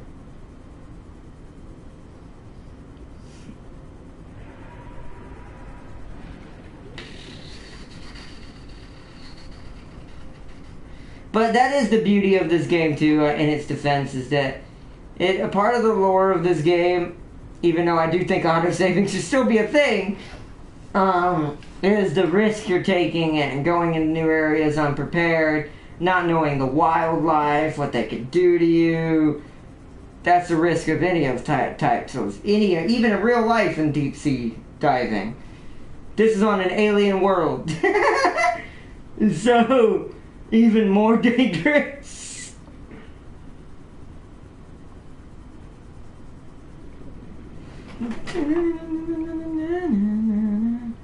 There's the base. I bet you I can make it before I run out of air. If anyone catch and eat one of these fish, good luck where you're going. Exploration and fear of unknowns. Yes, exactly. That's what this game's beauty is. That's why I love it. That's why I'm having fun doing it. And this is the only game where if something like that happened to me in another game, I might have got super pissed and just like, I'm done. But this game is that's kind of part of it. That's why I didn't do hardcore for my first playthrough, because I knew I'd die at least once. Somewhere. Somehow. It was only a matter of time. So I did not start with the hardcore playthrough or I would have died. Let me eat something and drink something real quick. Oh yeah, we didn't get the arrowfish, sadly. We didn't find any, but I'll go ahead and put, what's it called, fish in here. We also need to get a feather fish and put it in here.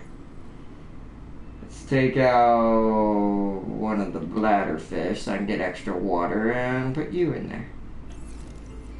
There you go. Let's go outside. Beacon time again. Whoop, same spot. Up. Whoop. Edit beacon name. Home base. There we go.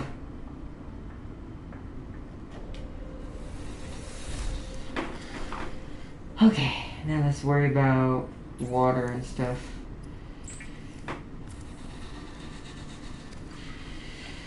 Alright, I'll go outside and we'll use our heat knife and make some food.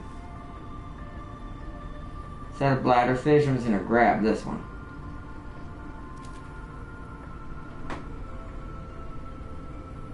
We need food. Come here, peepers.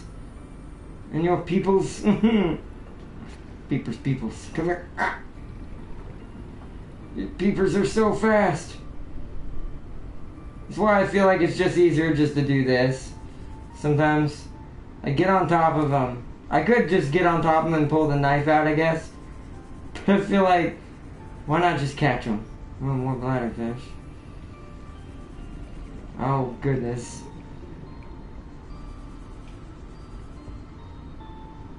God, the realism and how nimble fish are in this game is amazing. Because it really, just like a real fish, it bugs you with how fast it is. Come here, like this. Gotcha. Arctic peeper. Arctic peeper, okay.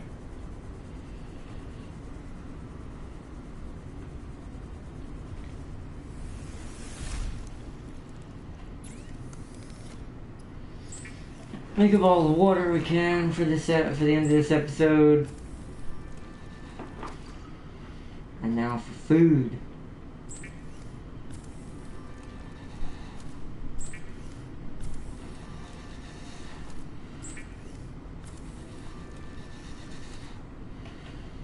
Okay. Get it above 100 for a bit. There we go. Save. I always like to save 3. Okay. Last final thing. We're going to save it one more time though. Just in case this happens again. We're going to go southwest and try to mark the thermal vents again. Alright, southwest it is again. This time. With less fail, hopefully. I saved it though.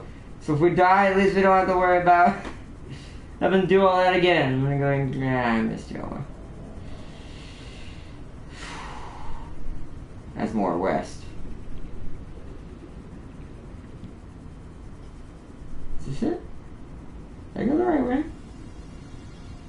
I did, because I see them over there. I see her, and there's the grow bed that I need. Again. I don't see them over here this time. I wonder if you wait a whole night, if it randomizes the travel of the species. Like in real life. I hear them. I'm gonna go just down here and do it. It's close enough.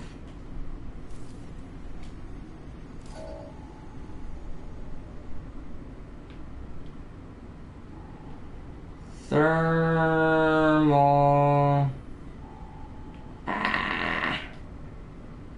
Thermal. Fence. Okay.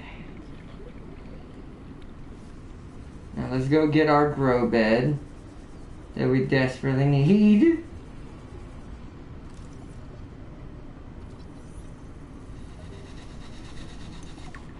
Nice.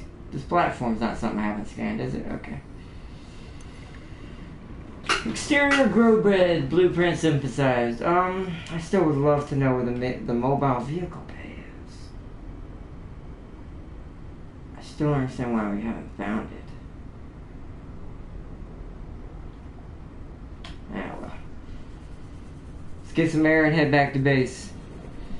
Also, did you see the name of the title of Mars Resident Evil? Yes, I did. I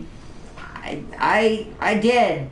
He's at the part where you play as him. That's all I'll say. So just in case it spoils for people what we're talking about, since you know what I'm referencing, Farseer, I think he just got to the part where he gets to play as him and he beats a certain somebody in a boss battle. Yay! So see, Mark's like, no. He just doesn't appreciate the power of the Leon. He doesn't see the benefits of the Leon, the strengths of the Leon, and the dumbness of the Chris, and the fact that he's either in on it or so dumb that he's oblivious that he's being manipulated constantly. That's huh? What? Ethan Winters. Exactly, Ethan Winters. No, he doesn't go Eric, he goes Ethan Winters. No, yeah, he can't say. He says it with such a weird pause. But Winters. It's like, what the fuck? No, but still, but yeah, no, he just doesn't understand the horribleness that is a Chris. No, I'm just kidding. Oh no, like I said, it's like Leon for the win. We'll keep saying it to him. Blue in the face! Alright, we have our places now. You're in denial of the power of Chris. I am not. That man is either super in denial about him actually always technically working for Umbrella, even when he doesn't want to, or he's in on it, which makes him 10 times worse. So it's only one or the other. So he's either super dumb or he's in on it. When it comes to what's happening in that universe. I mean, it's like I said to Prime, without spoiling it. I want him to listen, and don't say it in chat, Farseer. There's a certain saying that Heisenberg says during the battle, his boss battle, that's coming up in if you watch that episode. You said it to me before, dude. You said it like... I did, but you probably don't remember it. Just listen out for it. It's like, come get me something. Nope, that is not it. So you already forgot. Good. But it has to do with someone's past, and how do you know that? By the way, I have a clear reason why Leon is better than Chris. Why? He has to use an assault rifle every time he's in a fight. No, Prime's right. Every time Chris is present, he's got Umbrella super equipment. Where Leon worked with a pistol and a... Leon is he's like trained from dying. Like he just drops kick everything that moves. Yeah, he just kicks everything. And also, Leon came into an infected zombie city with nothing but a pistol and a police car.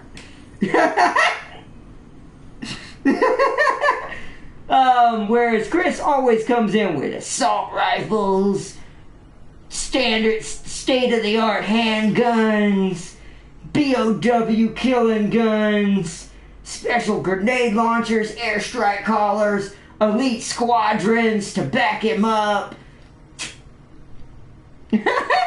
What about Leon and his loyalties? We don't know yet. Better at being Chris than Chris. Oh, God. Dang, now that was a blow. Carlos is a better Chris than Chris. Shots fired. Shots fired.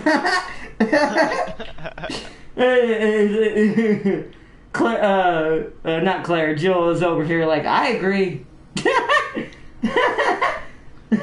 freaking got hit by a missile. No. If you're a Resident Evil fan, you probably won't get that joke. But Jill's over here. I agree because Jill worked with Chris in a operative mission where both of them were sent to stop Wesker from killing original hashtag. I'm gonna say hashtag for right now. Spencer. And during that incident, Wesker kidnapped Jill and jumped out a window with her while Chris was standing there, powerless as shit. So it's like, so Carlos probably would have dove in front of her to try to let Wesker take him instead. So yes, Carlos is still better Chris than Chris. Prime is right. Oh man. If Leon judo kick a boulder, he will earn my respect. He could! Have you seen what Leon kicks? Look at Look at the Lost Plagas incident in Resident Evil 4. Not even just Raccoon City. You legit can kick some of the large, except for like El Gigante and some of the really big bosses. Kicking is your biggest weapon. It's just, whoa. I have a perfect scene that proves he's better than Chris. So I don't remember which Resident Evil it is, but it's him and Chris, or Leon and Chris in a hallway. And zombies come around the corner, and they both start fighting the zombies. Leon's using his handgun and keeping them at bay using martial arts. Yeah, As soon as Chris is emptied, he has to go from like throwing them on the walls and like trying to push them away because he's trying not to get bit so hard. Yeah, and Leon's over here just like, and like the freaking Resident Evil Batman over here. Are not don't insult him. What do you mean? He's a Resident Evil Captain America. Okay, no, I'll give you. Well, I don't know. Cap likes to punch. Cap knows martial arts. But Leon doesn't need a suit. He doesn't, but here's the thing. He's also superhuman because of the Lost Plagas, probably in his genetics now. But, Captain America. Yeah, but you can say the same thing for Chris. Chris is physically stronger than he is. I won't disagree there. As far as pure hitting power, like flat out force, okay. Chris hits harder. Chris is Hydra Captain America. and Leon's Bucky. Wow, okay, I'll take that. Leon's Bucky. But we can all agree Hunk is a combination of both. He is, but we don't know who Hunk is. This is just a joke because I have no way to prove this. For all we know, freaking Hunk is Ethan. It's just he had his brain washed and doesn't remember shit. Because if you think about what's going on, which I can't explain too much because Prime hasn't got that point yet watching someone's videos. Chris is better, but not seeing the other Resi games, I thought he was bad. Well, I mean, he is bad at his job. Also, hello, Vital. I don't know about bad guy. Maybe misguided and completely naive and in denial. But He's definitely bad at his job. What's up? And also, Leon has saved more people with less equipment, and every time Chris goes into an area, someone dies. So, yeah. Well, here's the thing. Ethan's military training might be actually real. Because here's something that most... Well, hold on. I can't finish totally all of this. Because some of this is post what Prime has seen, so it'd be spoiler alerts.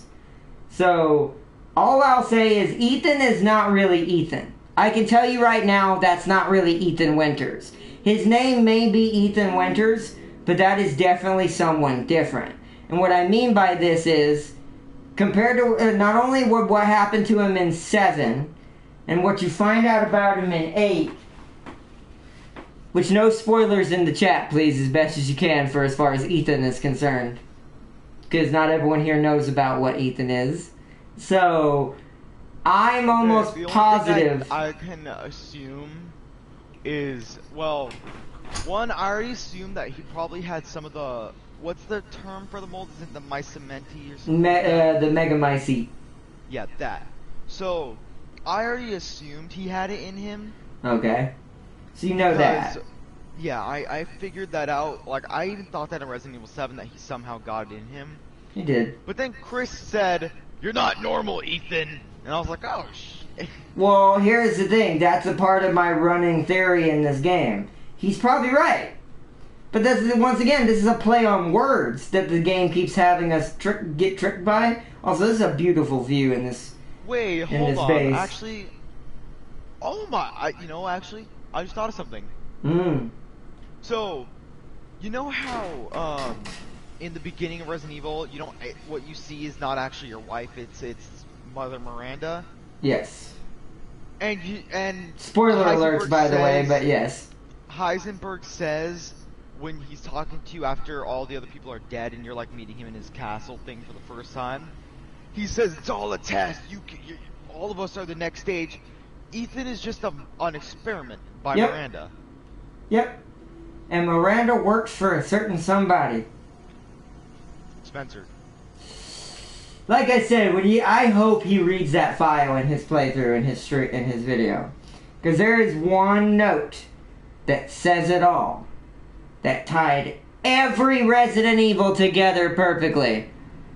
I had no clue that Heisenberg was German. Yeah, the character's actual lore is based on a real mad scientist that used to exist in Germany. I saw the Panthers out in the front of the building, but then when I kept seeing the names for all the different versions of those things, like the Panzer, the Strum, and I was like, yes. But no, his character's lore is based on, it's either a book or a real life mad scientist from Germany named Heisenberg. I was laughing so hard last night. The person I'm watching, when he made Heisenberg's hammer, he was so sad. Yeah, because you can't use it! He's like, too heavy to... Yeah, and if he knows what I know, he knows that's bull. Ethan could easily wield that. Oh no, yeah, he's constantly making a joke. He's like, I'm pretty sure I would have died there. Something's a little. Something's not right. Are you a mold man? Are you a mold man? In a way, he let you win because theoretically he should be immune to bullets. I say, wait a minute. The mold connects the minds of its users, but I can say this: Chris didn't lose his team this time. Yeah, but his team don't count. They're trained to be there. Lost a bunch of them. But he did lose someone else, hypothetically, maybe mentally. Once again, I don't know how much Prime knows, so I can't say too much. I literally just got done. Like I'm at the part where Chris gives you the little chainsaw thing, but that's where it ended. That's where the episode ended. But the new episode, I think, takes place for that. So, Daddy Chris comes to the rescue. That's the one I watched. Oh, so he's not. So he left off at the chainsaw buggy? Yeah. So you're about to see one of the biggest fights and biggest scenes in the game that will tie it all together. And then if he's good on the next segment, and at the very end of the segment he reads all the files in, I'll just say, in Miranda's laboratory, he will learn a lot about that village.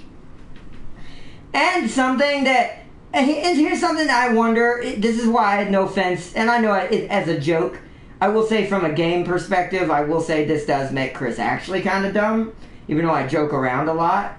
If I were Chris and read that file, I think I would have raised a little bit of questions and been like, oh God, no. Because a certain somebody in Resident Evil 5 went to that same place that was mentioned in that note that you killed. I'm so confused about Resident Evil because it like started off from zombies and then completely like well, that's the thing. On the ice well, that's the thing. The zombies were of course they probably didn't know all of this back then. This is why it's being tied better back together now. Technically, according to the lore, without spoiling too much, when Spencer started his own thing and did his own thing, that's when the T-virus was created. The very first variant of the ones that would infect the mansion. Was the metamycete created, or was the T-virus created from the metamycete? It's in theory, yes, but not directly.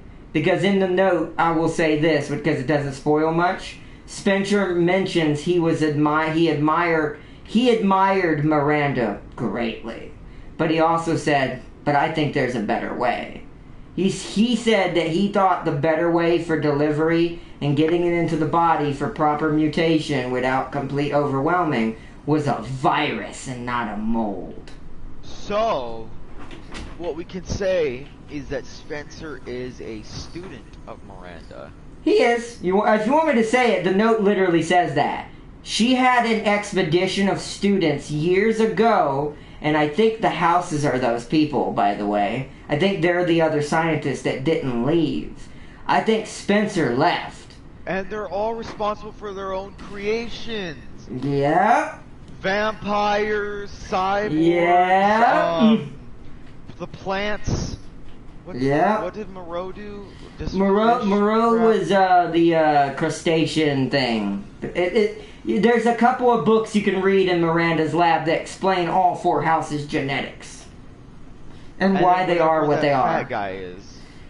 Duke doesn't get explained. The only hint we have towards Duke is without spoiling it. There's a scene where Ethan's being carried by him in his carriage to a certain place, and there's a flag of another house you've never seen on the floor of his carriage, and it's an owl. I still haven't seen that thing of him being carried in the carriage. You haven't got that point. It's going to be after the next big fight. Oh. That's why I'm not saying it. I feel like Spencer and Miranda were dating. Ooh, I'm not going to touch on that one. Wait, were they? Or was it just admiration? I think it was admiration, but there is a bit of strangeness in the end cutscene. I have a huge assumption about something very big that we're going to get in later games. Or not. What if the Duke is responsible for the wolves? What'd you say? What if Duke is responsible for the wolves? I thought about that, but... Because who else would be responsible? Yeah, because Heisenberg didn't make them. There's Spencer. Did Spencer? Actually, yeah, you know what? I wonder. Because now that you mention it, there is no leading house for the wolves, and nobody thought about that. Heisenberg is the horse. Moreau is the fish. Benevitio is the flowers. My brain. Benevitio is the flowers. Dimitrescu is the bat. And Heisenberg is the horse. And Lady Miranda herself. Horse, by the way, did he make actual weird horse? I don't know. It has to do with also the real Heisenberg, or the Heisenberg they based him on, because his house symbol in real life or in the book or wherever he comes from was the mechanical horse. Oh, well, we'll just say there's robots and stuff then. Yeah, but see, Duke is dead, by the way. Duke isn't dead. Why? There's nothing that's vital. No, Duke isn't dead. I don't know where you're getting that from. Your information is faulty. Yeah, I beat the whole game. There's nothing that says Duke is dead. I do think Duke is related to House Spencer.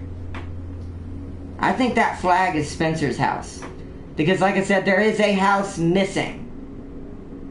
There is Heisenberg's house, Dimitrescu's house, Moreau's house, Benevito's house, and then Lady Miranda herself, who is a crow, not a wolf. So, who created the lichens originally? And there is, in all of the researches you find in each of the labs, Heisenberg, Dimitrescu's lab, Moreau's lab, Benevito's lab, all of them point towards something separate from a wolf, and do not mention the lichens directly. They do reference the lichens as a point of reference, like Heisenberg was trying to create his own beast to kill the lichens. So here's my assumption. What if Spencer created the lichens to protect Miranda? Because their only purpose in the entire game is always near Miranda. They do not help Heisenberg. They do not help Moreau that much. They do not help Benevito that much. And they do not help Lady Dimitrescu. You fight her daughters mostly inside the castle, not lichens. So, and with Heisenberg being so angry at Dimitrescu and the lichens and all that, it does make me feel like maybe it was a half and half. Maybe half of the scientists were treated properly and half weren't. Maybe Spencer, Dimitrescu were both had better treatment and were given better labs, better equipment, better resources, and Miranda forced the other houses to do it their own way. Why is Denny's children like bugs? Lost Plagos. Oh, okay. Because think about that. Here's something that's also interesting. The mold itself does not take form of other animals. They're getting that DNA from other places. I think Spencer, this is the last, we might as well talk about this and have a little bit of a vlog, and this is the last thing I'll say. I think Spencer has been in contact with Miranda the whole time. I think he's been slow, because that letter sounded recent. And where it said he was headed next, the last time the letter was sent, and I want to point out, this raised a huge red flag in my head as someone who's played 5 Gold Edition. It mentioned Spencer was heading to Africa. If you've ever played Resident Evil 5, supposedly Spencer died in 5. He was in a wheelchair, completely crippled and brain dead. Why would he be heading to Africa? But you know who did go to Africa? Albert E. Wesker.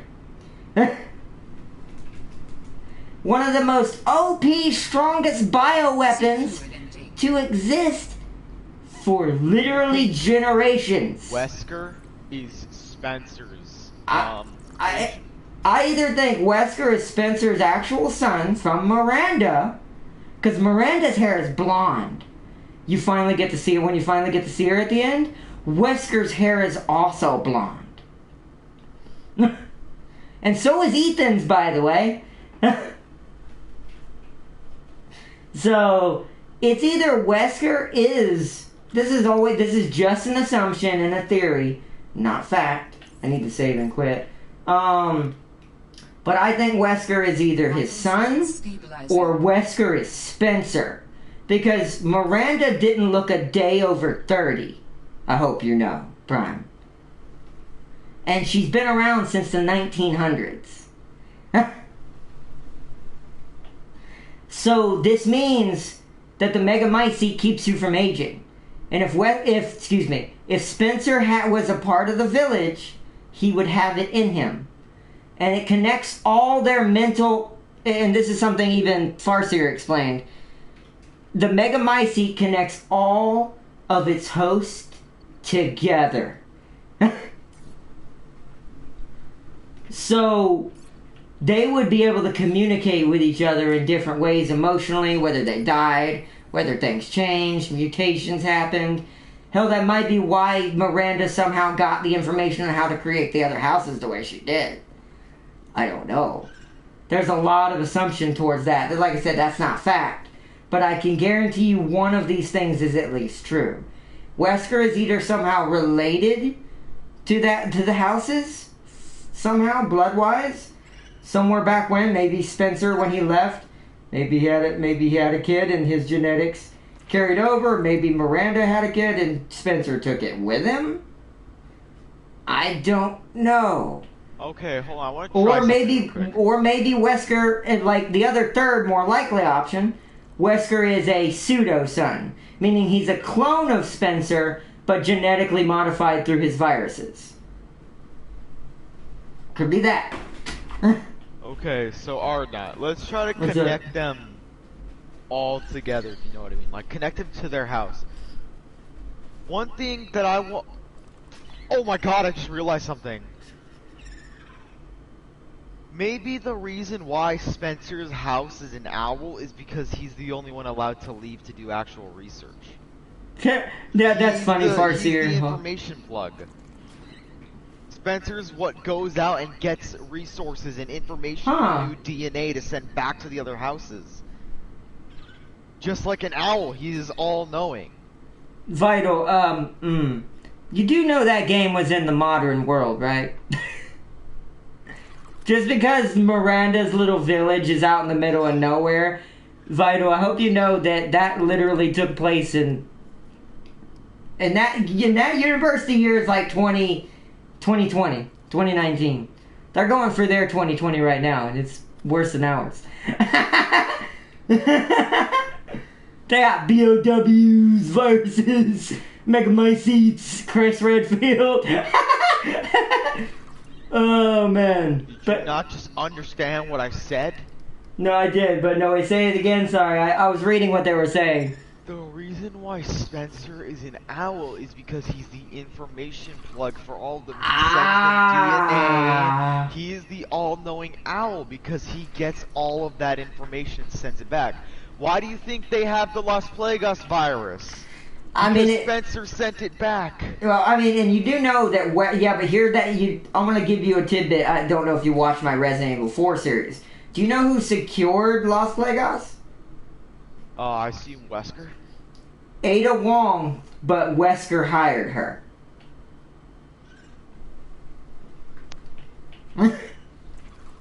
So keep that in mind. And Leon tried to stop her, but she ended up with it anyways. She usually does. It's,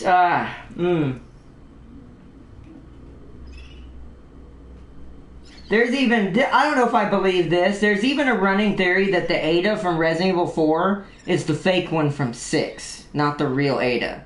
That the real Ada was the one from 2, and that Leon actually did not see her until 6, the real one, till later. That was actually the fake. And I want to point out in 6 something else I underestimated about Resident Evil 6 that at some point I do want to go and show if y'all want to see it. But I'd have to unlock Ada Wong's story. Ada gets, apparently a while back, Ada got cloned by what seems to be a white mold substance. So, yeah, so who knows? If they connect all the virus's memories, Miranda is probably sleep deprived from all the memories of Leon judo kicks in the face. That'd be hilarious. She just remembers getting kicked a lot. Especially with me playing. That's just judo kick. Like every time she sleeps, she wakes up in a cold sweat, gave up, sleep after 100 judo kick drew. Oh man, that's great. No, but I mean, like I said, all that's just theory, but at least for some of the facts, I can tell you some of it will be true. Maybe not exactly as I said, but it's going to be along them lines. Just because there's too many things pointing in that direction for at least something like that. Because of the note left behind for Miranda that's written in modern typing. And unlike the books that you read this for her lab that are older. So, and Prime might be right. And there's something I need to do. I'm going to do it on my own at some point. I'm going to go back and beat Resident Evil 8 again. And watch that scene where Duke is carrying me with his carriage. I'm going to take a picture of the flag in the bottom of the carriage. Because it says something in Latin beneath the flag. And I need to translate it to see if it's just filler text that sometimes developers use to make things look cool. Or is that actually a hint that no one paid attention to and bothered translating? Because what does that flag say translated, I wonder? House of Spencer. That would be hilarious if it actually said that. I'd blow that up in a YouTube video next day. I'm like, guys, I found something! Gets no views, gets taken by a big YouTuber. No, it's alright. At least I'll know I did it first. The date doesn't lie. Everyone will, even if I'm smaller, they'll know I did it first. I did. I did. If Leon was there, Miranda would hard focus Leon and aim for the legs. They're his most dangerous weapon. I want, like, how does Heisenberg even lose, dude? Like, you can throw metal with your Well, it's because he's losing control of his powers. That's all I'll say. They're all... That's stupid. Well, here's the thing. I think... You know how, like, when two power-hungry beasts get so powerful they start subterfuging each other and destroying each other? Yeah, like IRL. Yeah, like IRL. I have a feeling that Blue Umbrella is being run by Secret Spencer. That's what I'm going to call him from now on until I know who he is. That's what Chris works for. At the end of 7, their icon that Chris had on his shoulder was a blue umbrella symbol instead of a red one. So, and that's a huge, weird change. But anyways, back to what I was saying. I think what happened to Miranda and her village, because have you noticed they were fine until you got there? Yeah. I think Wesker is destroyed Miranda. Or not Wesker. Spencer. I think Spencer destroyed Miranda. I think he finally realized she had run her course for him. And he basically got what he needed out of the Megamycete. This is why I think, no offense to Chris, I think he's in very much denial. I don't think Chris realizes he's still working for Spencer after all these years.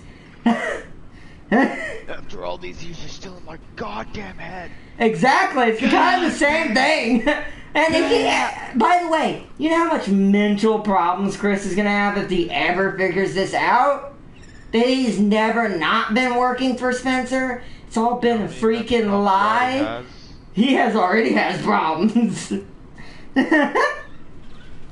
And so, oh god, he'll be a wreck. But anyways, I think he sent Ethan in almost like a Trojan virus on a computer. Either that or it was Rose, the baby. I think it was planned. Because, can I spoil something about 7 for you? No.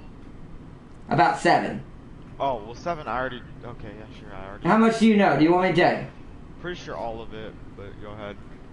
Did you know that Mia, your wife, was the escort with Chris Redfield of Evelyn? What? Who's Evelyn? The little girl from 7 who's the old woman? Who's from her mother Miranda? Who's her child? That's in the wheelchair that's just like... Yeah, that mutates at the end? You never saw the end, did you? That's the actual creature controlling the entire place. She's a child of Miranda. She was being escorted by Mia and Chris Redfield on a boat by a secret organization known as the Connection. Why did she start killing everybody? Evelyn went out of control. They weren't supposed to get off the boat. BSAA attacked the boat. That's what the secret DLCs are. The boat gets attacked. Evelyn gets out, destroys the boat, gets lost into the swamp, and basically the rest of what happens to the Baker family. You know the rest. It turns all old for some reason. No, she was already old. You gotta understand, that is a child of Miranda. Chris... Yeah, but I didn't know if she also was immortal because of the Megamycete. Not totally. Some of them age, some of them don't, because she was taken from the village. Here's something else I think that how it works. I think when you're linked to the Megamycete, the connection is stronger when you're near it. But if you're pulled away from it, let's say kidnapped by an elite squadron of umbrella units, like Evelyn might have had happen to her, she probably rapidly aged and became an old woman by the time they reached the swamps of the Baker family area. But the curious thing you find out is Mia was her escort, or her, like, caretaker. Why? And by the way, Ethan does not know this. As far as Ethan thinks, she was always with him. And this is why I'm going to tell you right now, everything Ethan knows is a lie. Because there is no truth. Because if she was on that boat, then how did she disappear? Think about the logic there. So, and there's a scene you're going to see when the big man does the next episode. Where's Mia at? You want me to tell you? No, well, if it tells me in the... It's something in 8. It's something in 8. Okay, then no. Don't tell me. You're going to have to wait for the next part to happen to know. Okay. It's fine. But when you see it, just know that's always been the way it was since 7. Just keep that in your head. That won't tell you what I mean. But when you see it, just tell yourself, this has been this way since RE7. Which means everything is a lie.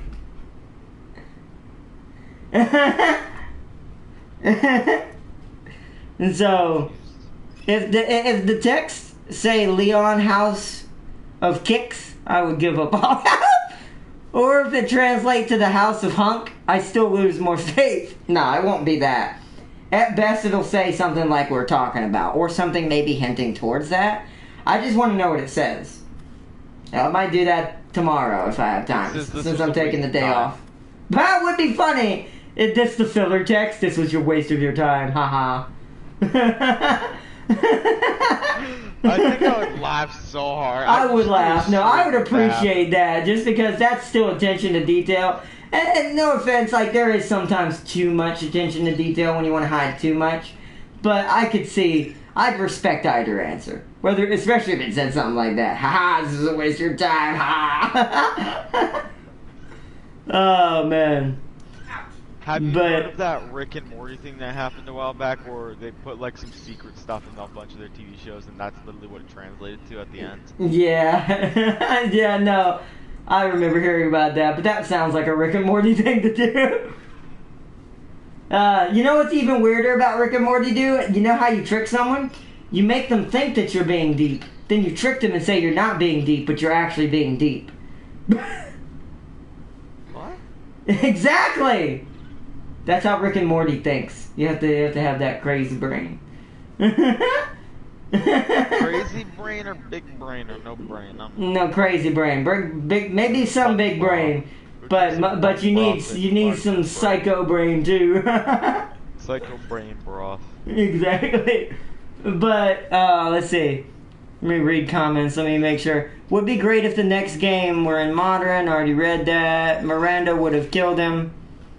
It depends. Well, actually, it depends. Like I said, there's a lot that's I don't want to spoil for Prime that's about to happen all at once. Or if it says Leon was here, I'd love that too. I'd actually would appreciate that even more. Where because I'd be like, Leon right now, by the way? I fucking don't know. Actually, Claire hold on. and Jill. Well, hold on. I don't know where any of them are. But I have an assumption where Leon might be. Where? Which would make it an interesting dynamic for the next game, and I think Farsi will like this. Also, it's a really weird thing to think about. Isn't the dude look an awful lot like Leon sometimes? If you really look at him. You mean Ethan? It's caught me. No, yeah. No, the Duke. No, Duke does. But have you seen that third-person mod they have on PC for 8? Where you can actually see the back of Ethan's head? Looks a lot like the back of Leon's head. Well, the Duke looks more like Leon, so it's funnier. It is funnier, but realistically, it comes back to what I said, and once again, all theories, Leon being Hunk. And if they're both the same person, then they both would be possibly Ethan. Or no, another thing to support your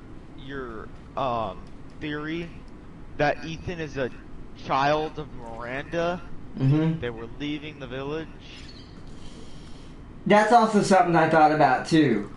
Here's what I think the order of things that happened. I think, and this is, just don't quote me. Actually, real quick, before you continue that. Also, another thing to support your theory of Spencer, there is so much umbrella signs around the entire. Yeah. And he even mentions, I made my company. He even mentions in that note too. I made my company's emblem, that symbol we used to see and stare at for hours in the caves.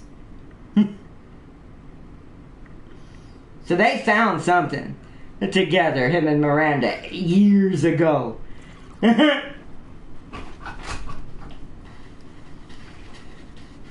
found aliens! It's gonna be Tim King's right, and it's gonna turn out to be something dumb. It's gonna be that Spencer and Miranda found aliens. No, I like you. I like you. But I need your daughter instead. What? No, but I want to learn how to do Heisenberg's voice. Right, but hold on. Who can do it really well? The guy I'm watching, he can do it really good. Yeah, but hold on. Let me do this real quick breakdown of timeline that I think happened from 7 to 8. Okay. Beginning of 7. And here's the creepy part about it. So the beginning of 7. My brain's hurting, sorry. Beginning of 7, Mia is with Chris Redfield on board the cruise ship transporting Evelyn with the connection. The ship gets attacked by BSAA, I'm assuming. Because there's something I want to point out about Leon I'm going to talk about in a minute. If he's not, doesn't turn out they decide to make him Ethan for some reason, I don't think that's going to happen. I think they have something bigger planned for him, which I'm kind of more on board for anyways. Which we'll get to in a minute. I'm assuming that because we saw BSAA attack Miranda's village with regenerator gun-wielding zombies, that's all I'll say. So, what I think has happened is, I think what happened is BSAA attacked the connection, tried to take Evelyn for themselves, got Evelyn to break loose because of the attack, caused chaos and all that on the boat. Evelyn kills everyone on the boat except Chris and Mia. Because, Chris is horrible at saving people.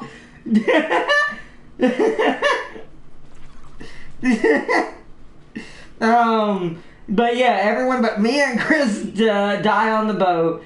Evelyn gets off the boat, goes into the swamp and hides, finds the Baker family, and installs herself into their family. Now, I do think, here's my other assumption. I think Mia is also a daughter of Evelyn. I think this blood chain runs deep. Because Mia gave birth to Rose, and yeah, sure, Mia was infected with the mold hashtag, if that was even real to Ethan, because there is a thing you're going to find out that maybe makes that all non and void. Which would mean she's even more deceptive than we think. There's two alternatives. Either Mia is a daughter of Evelyn as well, which allowed her to survive the mold infection while at the Baker house, being captured by Evelyn, recaptured by Evelyn when trying to go get her, probably trying to retrieve her herself, because her and Chris probably got separated as a unit, because she was probably in his unit, I would imagine, originally. And she gets captured. Ethan gets involved, whoever he is, because I do want to point out the weirdness of Ethan's beginning of the story. It talks about she went missing, but it doesn't. Ethan never knows why, or is explained why, or why he's able to find his way to the Baker house. How I don't remember who told him how to get there. So it's a bit weird and set up, almost like it was done on purpose. And this brings me to BSAA and the next line of things. So the next thing I think happened after the Baker incident, where and here's where I won't spoil this because I'll tell you about this myself after he's done, Prime, but I'll put it this way: Zoe Baker survived. Now, if you played the DLC with Jack Baker's brother, the father of the family, in 7, you do get to see that, and I didn't know that. I went back and watched the video on that. He's the one that got Zoe out, along with BSAA, coincidentally enough. But the only 3 people that made it out of the Baker house were Mia, well, not including Jack Baker's brother, Mia, Zoe, and Ethan. Now, there's one thing I can't say because this is going to be shown in 8 very soon, so I have to wait on that one. But the next timeline, we have the beginning of 8. You fast forward, Mia has Rose. They have a family. They're supposedly moved into this new area. And the baby gets risen and all that. Now, here's what I think actually happened. I do think Mia was pregnant. But I think Mia was pregnant before Resident Evil 7. I think she was already pregnant with Rose. And what happened in the beginning of 8 was Miranda kidnapped you and Rose. Because, as Prime mentioned, this part he's already seen, the scene you see where Miranda comes up to the van in 8, you come to find out that van was leaving the village, not going to it. Meaning you were already in the village from the beginning of the game. But it means Miranda was making you hallucinate and see what she wanted you to see. Which is why she read that creepy story to Rose. Because that ain't Mia. That is Lady Miranda. Which is why she was able to take, 1 billion bullets. And it also explains why she read that story to Rose. Because that story was about her. And her scientist. And her village. So, and she wanted Rose to become Evelyn, because Evelyn is her daughter. I'm gonna go watch that book again real quick. I want to see if I can see an owl anywhere in there. Right? Oh yeah, I never did look for that. I wonder if it's in the background somewhere hiding. Watching. Let's see, Orbit says Umbrella is watching. The amount of theories, right? Orbit just says Umbrella. Just, even if it's short and sweet, as long as it's some kind of point, that'll raise questions. But either way, I don't think it's going to say anything quite on the nose like that, though. I think it's going to be a name we don't recognize that may be translated, maybe if we were to go years back and had more information, you'd find out that used to be Spencer's original name or something. I don't know. We'll see, though. Like I said, I won't be able to do it until tomorrow if I get any chance at all, because I have my day off tomorrow and Friday. I'll try to beat it on my own again. I'll re-download it. I've got the infinite I'll just put it this way. The infinite busted Chris pistol. But, they can blow a Lycan's head off in 2 hits. It's freaking retarded. I'm gonna use it to just blow through the game and just boo, boo, boo, boo, boo. But since I can take my time with it, I'm gonna observe more this time. I'm gonna pay attention a lot harder. I'm gonna get those those missing fish that I never got. And I'm gonna see if I see any weird things I didn't notice before. Maybe even more hints towards something. Maybe this, maybe that. I don't know yet. So like I said, I have a bunch of assumptions towards things that won't probably even get answered until more games come out anyways. But, because I don't think there's just enough info. But let me start wrapping it up here. But it's just turned into a vlog, but it's fine. Tonight was kind of a rough episode anyways. At least we got back to where we were. Goes, puts all beacons out, explores, gets some cool stuff. I still got to get the aquarium piece, but that's not like I need it for the sea truck back. But that's not required. It's not important right now. I'd much rather have the thing that transports the prawn suit. But goes, gets all this stuff, dies, forgets he saved an hour, didn't save over an hour ago, cries to himself in his mind, and then redoes it all again! Yeah! And then has a huge discussion about Resident Evil. That's how it goes. The wandering trader is trying to keep his fridge away from Duke. He is.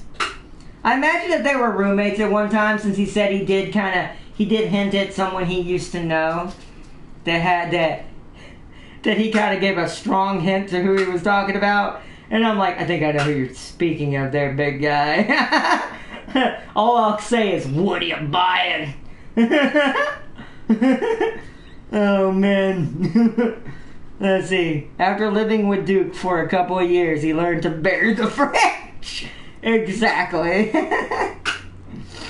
But alright, Farseer, Vital, shout out to Vital Games, guys. Also, thanks for joining Vital in the chat. And also, big shout out to Gaming Prime for chilling in the chat as well in the background. Show him some love as well. Shout out to Steven Roberts for chatting earlier and chilling as well.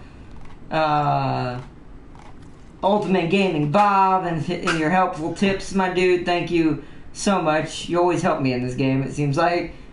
Because some of the smaller stuff I forget or don't notice in this game. So, thank you so much. And let's see, and I would, exactly, Farseer. But, alright everyone, Farseer and everyone, I hope you enjoyed this episode, this weird and crazy episode of Subnautica, and our little cool discussion we had about one of my other favorite games, right now of all time. Like, that game, I will say one last time for that game, not to talk about it too much, I'm not going to say its name anymore, in fairness to Subnautica, but that game, to me, went to a new level with 8. That's all I'll say. Is it used to be just, it's cool, it's a cool shooter, survival, resource management game with a cool character and cast and people and awesome stuff and backstory. Now it's so much more to me than it ever was before. And so I hope they keep to it. I hope the next one's just as good. I kind of hope it follows a certain person that I can't say until Prime sees the last episode of a certain big YouTuber, because I want it to either follow that person or the person who was walking up to the car. That's all I'll say. Because, oh, final thing. I think Leon's in charge of the BSAA. So, you know what that makes him at odds, right? With who, right? Already another little thing, if you would have really paid attention to the thing. 3 little bats fly before you get the big bat, which is probably referencing her 3 daughters. The 3 daughters, yeah. See, that book's very detailed. There's probably tons of stuff hidden in that. But the last thing I'll say is, like I said, yeah. I'm gonna just leave that dynamic with you guys, that if he is in charge of the BSAA, there's definitely going to be a game with them two against each other at some point. And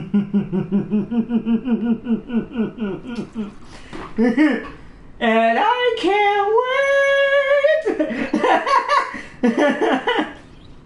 The Dark Weaver, is that what's her name?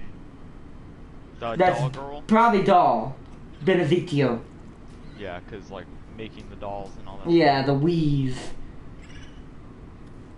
And who is without sin can see 20 Admiral Hippers beat 4 Yamatos? Holy crap. That's a cool thing to see. No, the Hippers can do that, but there'd have to be enough of them. There were 20. Oh, okay, never mind. I was like, you're garbage. No, there were 20 Admiral Hippers and 4 Yamatos. They were tearing the Hippers apart until Eugene pulled a Chris and Boulder punched it. God. I both love that reference and just sometimes it just bugs me, but only because it's Chris. Just Chris. So, but anyways, peace and loves, everybody. Let's see. Wait, there's one more comment I think coming in. And if Chris win in that game, I and all of Capcom's leadership need to go into hiding to avoid the crusade. Oh, what you mean? Well, I don't know what you mean, Farseer. Cock shotgun like Doom guy. Like in that scene where the demon's like, oh shit. Oh man. It's like, I don't know what you mean.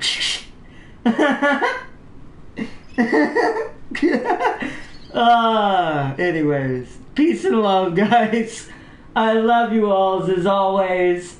And until next time, I hope you enjoyed this episode of Subnautica Below Zero. We sadly didn't get too much done. At least we got our beacons and what we already accomplished and stuff back out. We got our major exploring areas for when we get our sea truck and our mobile vehicle bay, which is next on the agenda. Is the girl supposed to be Rose? What girl? In the story. Is the girl supposed to be Rose?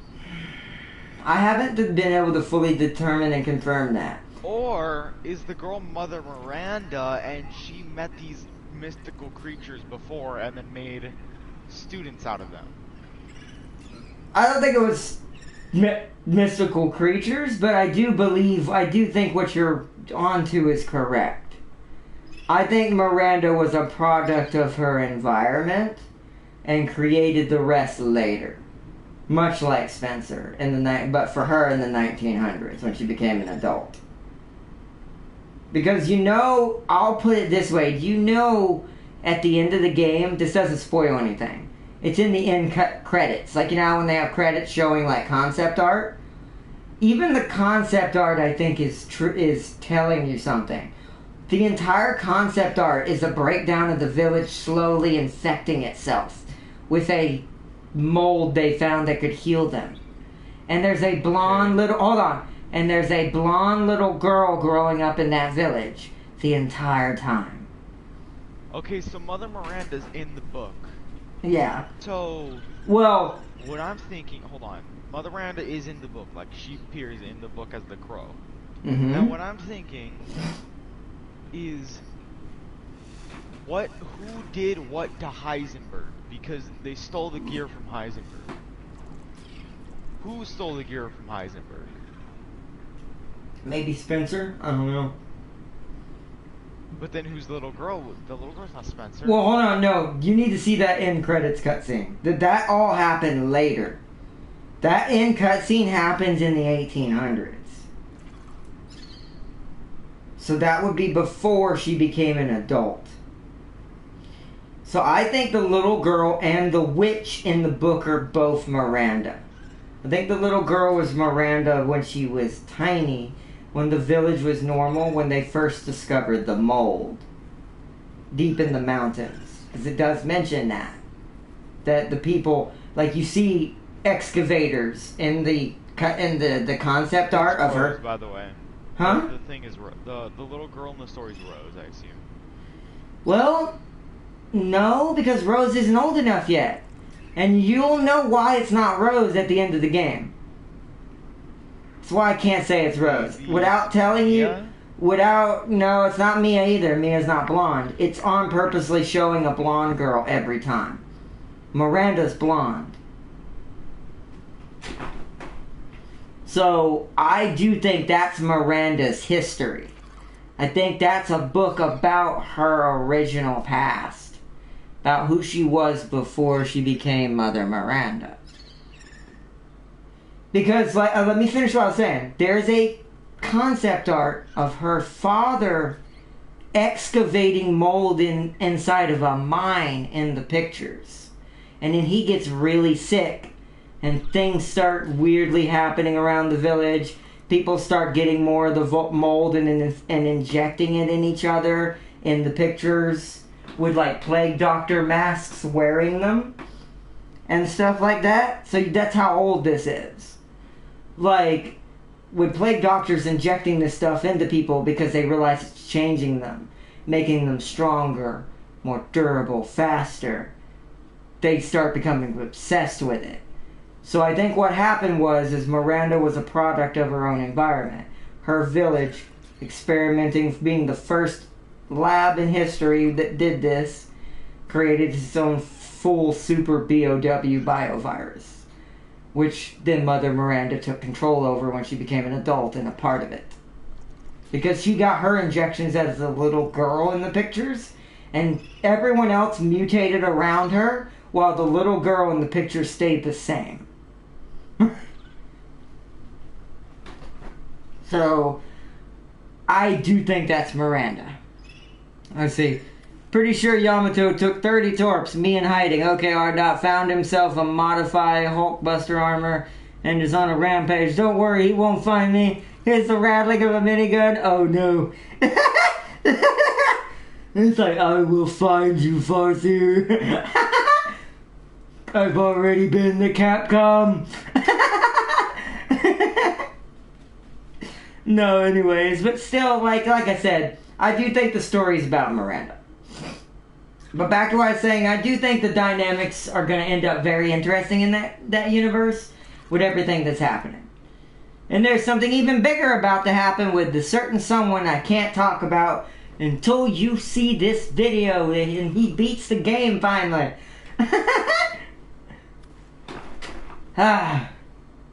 Till then I have to be quiet. Then you'll know what I mean by that's why that's not Miranda. Rose. But, alright guys, enough theories, enough hypotheticals for tonight and enjoying talking. I hope y'all have enjoyed this stream. I'm gonna scratch my neck. But yeah, I hope y'all have enjoyed this stream tonight, guys. It's been a fun one. And once again, big shout out to Gaming Prime, to chilling and chatting. And until next time, or actually until Saturday, because I am not doing anything tomorrow or Friday, so I can get my brain to recuperate from all the craziness going on this week. With what me and my mom having to go through right now, with her health and stuff. Ooh. I need to let my brain have a recoup. So, over the next 2 days, I'm going to chill out, do some things. I might, like I said, tomorrow I might just re-download 8, beat it really fast with Chris's OP pistol, and then take a picture of that flag and try to get a halfway translation for it. And see what I can find information-wise, or see if I find anything else that might catch my eye. Now that I have more time to look. Because when you're streaming, and this is for any streamer, sometimes you feel rushed because you want to make sure you're keeping a proper pace. So sometimes you will miss things even when you're attentive as I am. We're trying to find all the secrets in the files and the little tidbits that make the story even deeper for that developers like to hide. Sometimes even I don't notice all of them the first time through because I'm still streaming it and might be distracted and be like, oh, and just completely just bypass it. Just like those fish I never got. But buy hard not, and remember Grass Speed failed to stomp Montana. None of the spree pulled a Leon and all of them stayed at range. Big mistake. Yeah, hey man. When you got the Leon skills, you use the Leon skills. I'm all for this, considering I'm mostly feet. Kicking power for the win. Anyway. Also, Ethan loves to kick. Just saying. Bye. Peace and love, everyone. I'll talk to you later. Bye.